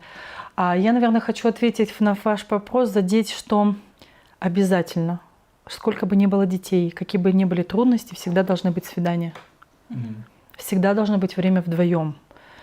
И это было интересно, когда их стало 10, и я помню, мы уходим вечером, значит, всех покормили, поужинали, разложили там их спать, и мы уходим, и я говорю, мы в кино. И у всех шок. В смысле, как? Они, мы с вами. Я говорю, нет. А мы, я говорю, нет. А почему? Я говорю, потому что мы с папой. У нас свидание. Вы что будете мне целоваться? Будем обниматься? Фу-фу-фу, целоваться, обниматься. И вот было интересно, что мы один раз так ушли, мы сказали, это уважение к нам. Вы вырастите в своих семьях, вот в семьях, вы тоже это делаете. Я помню, один раз мы вернулись, помню, Свет в кухне, говорит, так расстроилась. Ну вот не спят. Ну, то есть вот ушли они, а мы заходим, оказывается, там горят свечи, они накрыли нам ужин. Они спекли торт, сделали нам еду и накрыли ужин на 2. И это было, знаете, ну, это ценно. Они умеют дальше любить, они будут беречь свои половинки. И я помню, был даже момент, помнишь, когда он пришел с работы, я сижу, плачу, он говорит, что ты плачешь? Я говорю, зачем их набрали 10 человек? Мы ничем дать не можем. Кристинка хочет танцевать, Димка хочет петь, этот хочет там рисовать. Мы ничего не можем, у нас так мало финансов, да, и до сих пор такие сложности с финансами. Он так интересно, он меня обнял, говорит, а я плачу, говорит, пойдем. Я говорю, куда? Он говорит, пойдем. Завел меня на 2-й этаж в спальню, а там все спят, знаете, как это, в казарме, 2-ярусные кровати сплошные, безостановочные. И я стою, так, я посередине поставила, он говорит, ты их сегодня целовала? Я говорю, да. Ты покормила их? Я говорю, да. Вы, говорит, помолились с ними? Я говорю, да, мы так классно помолились. Она говорит, их никто сегодня не избивал в школе, не насиловал? Я говорю, ты что, издеваешься? Нет, конечно. Она меня такой обняла, говорит, мы сегодня все сделали. Завтра будет день и будет делать что-то еще. Да, и вот поэтому про ангелов это вот то, что, наверное, нас очень сблизило. Вот это вот. Эдуард, что за ангелы? Расскажите, что это за Как это он придумал? Ну, я тоже такое делаю, но до него. Ситуация такая, когда, я пришел к Богу, весь горячий такой, и мне хотелось служить, не понимая как. И мы пришли, помнишь, к пастору, и пришли, говорим, мы хотим служить. Он на нас так посмотрел, и говорит, это вы не ко мне. Я говорю, в смысле не ко мне? К Богу обращайтесь, он вас служение. Да. Ну вот как-то мы с такими мыслями ушли. А теперь, происходит, что это же все равно не покидает никак. А видим нужду в церкви, да, что не было сторожа. Да, сторожа никого нету, уборщиков никого нету, в смысле там осень, листва, и перед воскресеньем все приходят, там кто придет первый, там подметет что-то, может быть, там уберет. Но и все время все говорят, вот церкви, надо убирать, надо кто-то делать, надо все там рассуждают, это обсуждают. И это в голове как-то засело, а что тут сделать? Прийти да убери. И мы с Жанной поговорили, она говорит... Нет, это ты начал, да? Я к тебе присоединилась. Да. Потому что у нас было Давиду, представляете, всего 2 месяца. Да, он только родился, это в сентябре. Я просыпался в 3 часа ночи, ехал с Медео в церковь, я с тобой, с ребенком в машине. И мы в 3 часов ночи до утра я убираю церковь. Да, убирали. Так, наверное, полгода, да? Не, ты что, это было не так долго. Мы осенью только поработали, мы собирали, пока были листья, 2-3 месяца. Но знаете, было интересно, представляешь, ты спишь, встает твой муж, куда-то одевается. Я говорю, в смысле? Ты куда? Что такое? Он говорит, Жанна, я от Бога получил свет, я хочу убирать церковь. Я говорю, а я? А я как? Он говорит, у тебя ребенок грудной, ему всего 2 месяца, я после кесарева, со швами, вся заклеенная, у меня там еще проблемы были, там ничего не заживало. Я говорю, я с тобой. Он говорит, что ты будешь делать? Я говорю, сидеть буду. Я буду тебя охранять. И вот мы приезжали, я помню, я держала мешки, потому что не могла тяжести делать, а он собирал эти листья. И вы знаете, я хочу поделиться, вот это никто не знал, это мы первый раз в жизни рассказываем. До этого момента, потому что в церкви потом стало интересно, все стали спрашивать, что такое, мы приходим, кто-то что-то делает, надо поймать, надо поставить камеры. Вот, я помню, один раз только сказала, говорю, ну если люди так тайно делают, может, они не хотят, чтобы о них узнали, вот, и как-то забылось. Но я помню хорошо вот это, вы знаете, это такая благодать. Это такое счастье, когда ты вдвоем поешь ночь, ты в этой темноте, ты собираешь эти листья, а как будто, я не знаю, ты драгоценные камни находишь. Потому что так близко Бог. Он так разговаривает, Он что-то тебе дает, какие-то откровения. Потому что мы же не можем говорить с друг другом, это же ночь, и вообще тишина должна быть. Сейчас вызовут полицию кто-нибудь. Да, еще территория большая. И у нас вот там, я не знаю, мешков, наверное, по 8-10 собирали мешков, тихонько составляли, и потом приезжала на утро, там машину увозила. И вот этим хотелось поделиться, почему я сейчас вспомнила. Это очень большое единство дает. Когда... Да, и очень много разговариваешь в этот момент с Богом, потому что ты убираешь, у тебя мысли с Ним. И это было такое А время. еще от мешка бегаешь до Давида, в машину проверяешь, чтобы не проснулся, покормил, опять побежал. Да, это было интересно. То есть это ваше совместное такое было дело, которое ваши отношения не только с Богом, но и друг с другом? Ну, Да. ну, вообще, как бы мы понимаем, что вообще мы пришли к тому, что Бог создает семью. То есть Он сказал одно целое, двое из одно целое. И пришли к тому, что все остальное, дети, там, дома и так далее, это все бонус. То есть, если вы свои отношения не будете развивать, то все остальное оно и не нужно. Все остальное не будет работать. Поэтому, если вы будете развивать именно отношения друг с другом, они дадут вам возможность дальше работать. Потому что кто-то как-то мне сказал, что если ты знаешь все о своей половине, то, наверное, ты не все знаешь о своей половине. Значит, ты ничего не узнал. Да, ничего не узнал, потому что это какая-то, наверное, большая бесконечная книга, когда ты постоянно узнаешь, и в каждом возрасте, в каждое время оно что-то новое выходит. Каждый раз выходит, и интересно. И это, знаете, интересно, когда, ну это же какой-то вот часть какого-то ребячества во всем этом была. Понимаете, ты же впадаешь в какое-то детство, это тайна, это секрет. И на самом деле я ему рассказала, когда это по молодости, мне очень нравилось это делать, то есть я в разговорах у людей узнавала, что им нравится, копила деньги, потом тихонько подкладывала. И я кайфовала от этого просто. Один раз, конечно, масштабно было, это приехали ребята с Узбекистана, Таджикистана, они были в квартире, и они на следующий день сказали, что кушать хотели и не могли купить еду.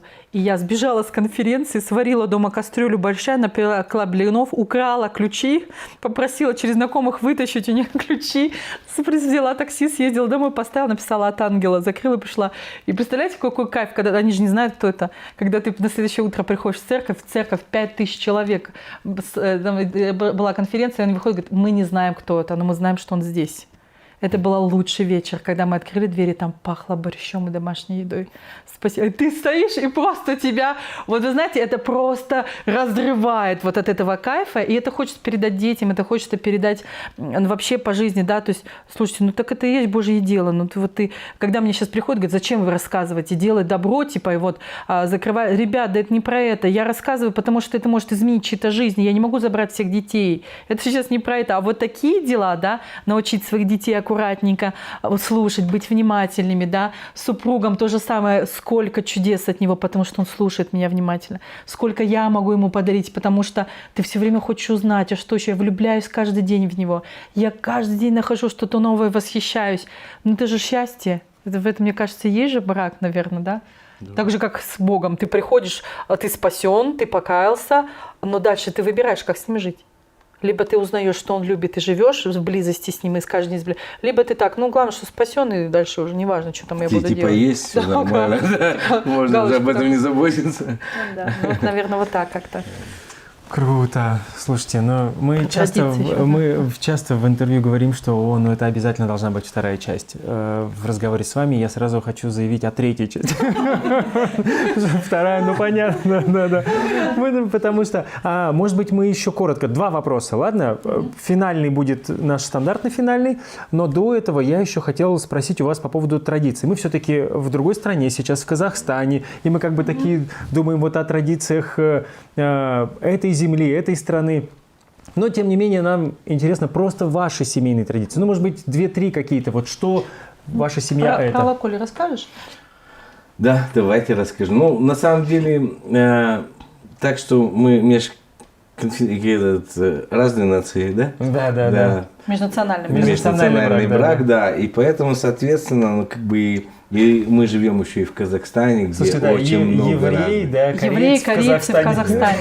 Да, у нас есть татары, немцы, украинцы, русские, уйгуры, казахи. Ну, среди приемных детей вот всех вместе. Поэтому у нас вообще тут мир. Серьезно. Самая большая такая, наверное, традиция, наверное, это мы уже на протяжении 12 лет, да, ездим на Лаколь. 13, да? Это озеро. Это очень лечебное озеро в Казахстане. Это Восточный Казахстан. Оно уникальное озеро, вода там уникальная. И вот наши дети, они там все выросли. И они все научились там плавать, научились. И они каждый год этого ждут. И вот самое интересное, что мы примерно ездим июль-август в этом промежутке. Но в ноябре, в декабре они уже говорят о том, что хотят ехать на Лаколь. Но ты не сказал самую главную особенность, почему это такая особенная традиция. Дело в том, что это нечаянно получилось, из-за ограниченности финансов и до сих пор сложности, да, с финансами, мы не просто ездим на Лаколь, мы ездим в палатках. Мы другой отдых себе позволить не можем. То есть, и поэтому вы представляете какой-то тимбилдинг для семьи. Да, то есть туда ехать на одной машине с 10 детьми, 2 взрослыми, сколько, 12 часов почти ехать, потому что это 800 километров отсюда, это очень плохая дорога. Вот. И там еще в палатках, да, вот эта еда, готовка, уборка палаток, вот эти костры, там нет интернета полностью, там нет никаких гаджетов. То есть каждый костер – это история о Боге, это прославление, это просто песни, это куча детей, потому что это лагерь, прям большое место, и там приходят иногда по 30-40 детей к нам просто послушать. Вот. И это такая интересная традиция, которая нам очень дорогая. Даже в этом году, когда у нас были сложности там с машиной, мы поехали на неделю в сентябре, но мы все равно поехали. И вот это вот как-то, ну, важно очень для нас осталось. Закрыть гештальт в этом году, да? Да. Но еще такая традиция, которую хочу сказать, наверное, тем, кто служит. У нас обязательно есть день семьи, воскресенье. То есть даже если нас приглашают в гости или мы приглашаем, в любом случае это всегда с семьей. Это либо игры, либо какие-то встречи, либо что-то, либо походы. То есть после церкви мы едем куда-то или дома, но это всегда все вместе, потому что всю неделю они в школе или в садиках. В субботу у меня рабочий день, потому что я преподаю, консультирую, и это обязательно должно быть в семье, когда есть вот эта обратная связь, ну и поговорить. Я могу не приготовить кушать, у нас может быть не очень убрано, но поговорить. Не убрано, потому что тоже есть традиция в субботу, это Уборка, да, день дома. День дома они убирают, потому что с садиком остаются, он тут не расслабишься с ним. В общем, это меня можно прокатить по бороде. Да, я говорю, что вы неделю работали, дом на вас работал неделю, теперь вы должны ему отдать должное. Иначе он у нас развалится. Круто. Да, вот это. И еще одна традиция. Мы вот каждое утро встаем, когда едем в школу, мы молимся, обязательно молимся.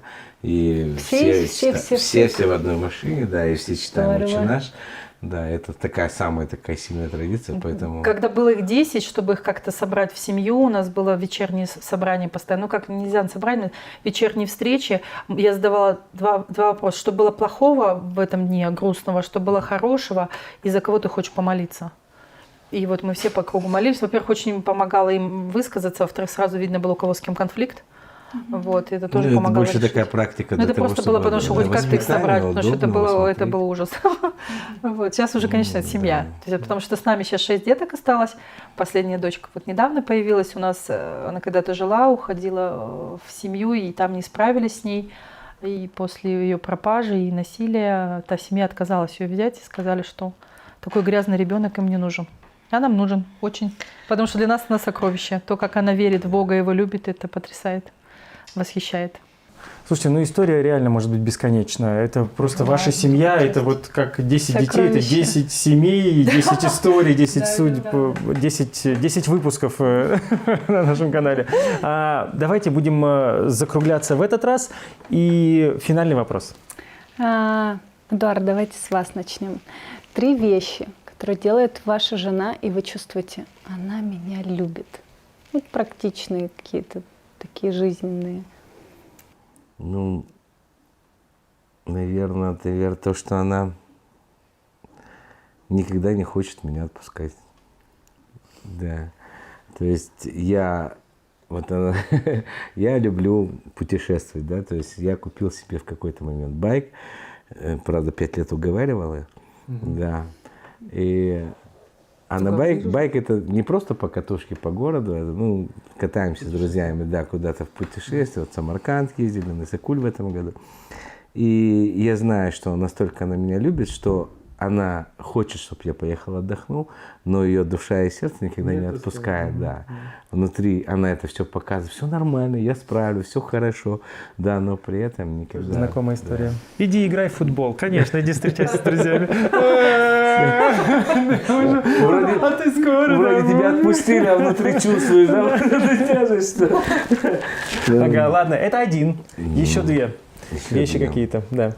Она мне каждый день говорит о том, что она меня любит. Каждый день. И говорит, что я очень красивый. Да. Круто. Комплименты и признание в любви. Да. И 3, она всегда хочет сделать меня счастливым. Всегда. То есть это независимо. Я, наверное, захочу, скажу, и завтра в космос хочу полететь, она будет думать вполне серьезно, что... Где брать ракетное топливо? Да. Ага. Хорошо. Жанна, тогда к вам такой же вопрос. Во-первых, знаете, наверное, вот это, да, что мы говорим о любви, меня совершенно окрыляет каждый раз, когда он звонит мне или я звоню ему по телефону. Это никогда не бывает. Да, любимая, что? Нет, даже если есть люди вокруг, он всегда поет. О, любовь моя, самая прекрасная в мире женщина, сейчас ты мне позвонила, как я рад слышать твой голос. И это, понимаете, иногда же ты запариваешься и на громкой связи, в такси или еще где-то, и это просто восхищает, потому что это все время, это бесконечно, да. Второй момент, наверное, он очень бережет мой сон. В какой-то период нашей жизни, когда были очень сильные эмоциональные у меня переживания и эмоциональное переутомление, я перестала спать. И я вообще не могла спать ночами, даже со снотворным, там, с врачами. И тогда он садился перед дверью нашей спальни и не подпускал никого, ни детей, ни зверей, ни шум, и просто охранял, пока я высыпалась. И это осталось до сих пор. И для меня это колоссальная любовь, чтобы утром отвезти всех детей в школу, я никогда не просыпаюсь. То есть он встает, причем из-за того, что я очень чутко сплю, он выносит все свои вещи из спальни до этого, все ключи, все, что может звенеть, всю одежду, и в одном нижнем белье выходит из спальни, там одевается, там будет всех детей, всех их собирает и уезжает. И для меня это его огромная любовь. Вот, это 2. И 3, вы знаете,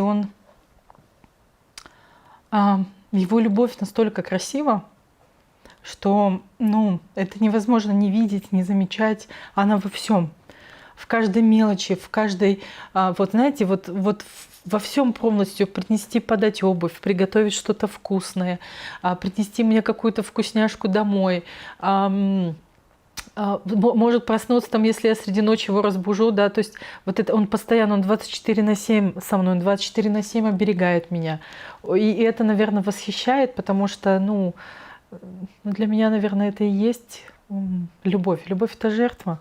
Когда ты пренебрегаешь какими-то своими интересами или чем-то ради любимого, ради того, чтобы он был счастлив. Вот. И самое большое, наверное, это кот, которого ты мне подарил, потому что он не любит котов. Но при этом совершенно для меня самая большая жертва, да, такие вот. Поэтому, наверное, вот так вот. 4. 1 котенок, 2 кота. И вот здесь кошка ходит. Да, видели, пушистые, ага. 15 лет в браке, столько детей, столько сложностей, и вы сохранили друг с другом такую нежность и трепет. Это вау. Просто если мне кто-нибудь когда-нибудь еще скажет, у нас родился ребенок, мы не находим время друг для друга. Мы будем кидать ссылку на это интервью. Да, что мы будем кидать вас тапок. Нет, знаете, это же выбор. Это, вы знаете, вот любовь – это каждодневный выбор в смысле того, что ты любишь, потому что это твоя жизнь. У нас в прошлом году был очень переломный момент, муж был при смерти. 3 дня он был в реанимации, и вот это осознание потери его и принятие, смирение пред Богом, потери его, оно вообще дало такую силу, да, каждый день. Я не знаю, что будет завтра. Вот сегодня, сейчас я его могу обнять. Сегодня, сейчас я могу его поцеловать. Я могу признаться ему в любви. Я могу сказать, что самый красивый мужчина на свете. Да, он то же самое может для меня сделать. Это видят дети. Да, нет момента, чтобы мы не держались за руки или не целовались. Иногда люди уже подходят, ну перестаньте при людях целоваться. Я говорю, я хочу, чтобы дети это видели, чтобы они росли в этом. А у нас еще, получается, друзья старшей дочки, и бывает с нами в машине едут, и они видят, что мы всегда за руки держимся.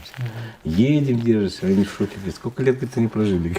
То есть почему они сегодня за руки держатся? И всегда мы никогда не называем, очень редко по именам. У нас всегда любимые. Это как началось в браке. Иногда, кажется, кого-то раздражает, но мы уже привыкли. А мне предъявили тут, спрашивают у детей наших, как папу зовут? Антон. У Не, младшего. он говорит, Антоша. Антоша, да, это потому что, да, а меня, говорит, как зовут? Мама, типа, да, он сказал, или что-то, Да. любимая. И вот она мне говорит, ты меня не называешь по имени. Но дети не знают, как мое имя. Да. Знаете, у нас был смешной момент, и расскажу потом, ладно, если что, это, если много времени, ничего. Саматик. Много же детей, и вы знаете, это бесконечно. Мам, потому что, боже мой, у нас у Эдика, у меня всегда первое слово «да», у него всегда «нет». Естественно, к нему не обращаются. Ну, что, не глупые, что ли? Вот. И вот мам. И иногда сидишь уже фоном, ты даже не реагируешь, просто потому что ты в каком-то вакууме. И у нас одна машина, это наша проблема, ну, там, с финансами, до сих пор мы столько мечтаем о второй машине, и их много. Вот представьте, это сзади 10, и я не забуду никогда. У нас, когда лечили Самата, когда мы поняли, что он не даун и не дебил, я его повела, у нас есть специальная комиссия, медкомиссия, и вот он провел неделю только с нами. То есть он не ходил в садик, он никуда не ходил, потому что всю неделю мы ездили по врачам, и он всю неделю ездил с нами в 2 машине. И он очень смешно, он очень любил песни петь. И вот теперь представьте, проходит эта неделя, мы едем в церковь, вся толпа. То есть все равно как-то частями кого-то, а в церковь в воскресенье все вместе едешь. Да, и вот мы едем, и значит, орут, кто-то поет, кто-то что-то, и вдруг среди этого всего через весь салон «Любимая!» Это было так смешно. И я разворачиваюсь, он на меня смотрит, говорит, включи мою музыку, пожалуйста. Я говорю, Сама, ты уникальный. Ты за неделю понял, что я могу не откликнуться на мама, но на любимая я отвечу всегда. Я говорю, за твою ум и сообразительность и разрешаю тебе звать меня любимой. И она единственная, кто я только называю. Да, вот смешно было. Слушайте, ну как круто. Друзья, я надеюсь, вы получили, да я уверен, что получили удовольствие и много очень полезного из этого интервью. Мы обязательно в описании оставим ссылку и на фонд, и на Facebook. И если вы захотите, мы еще какой-то контакт оставим. Телефон, да, что вы можете написать в WhatsApp.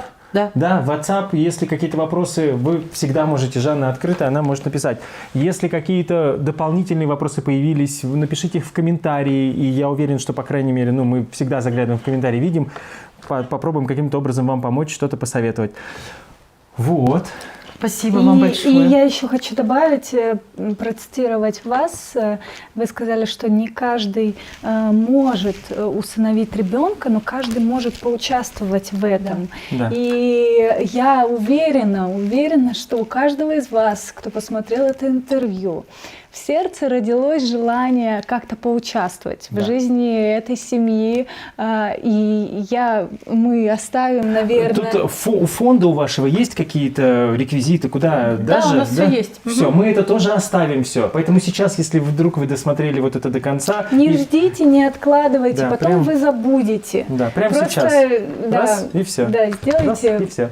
приятное. Это очень важно. Мы, по крайней мере, ну ладно, да. Пусть правая рука не знает, знает, что левая, но делает.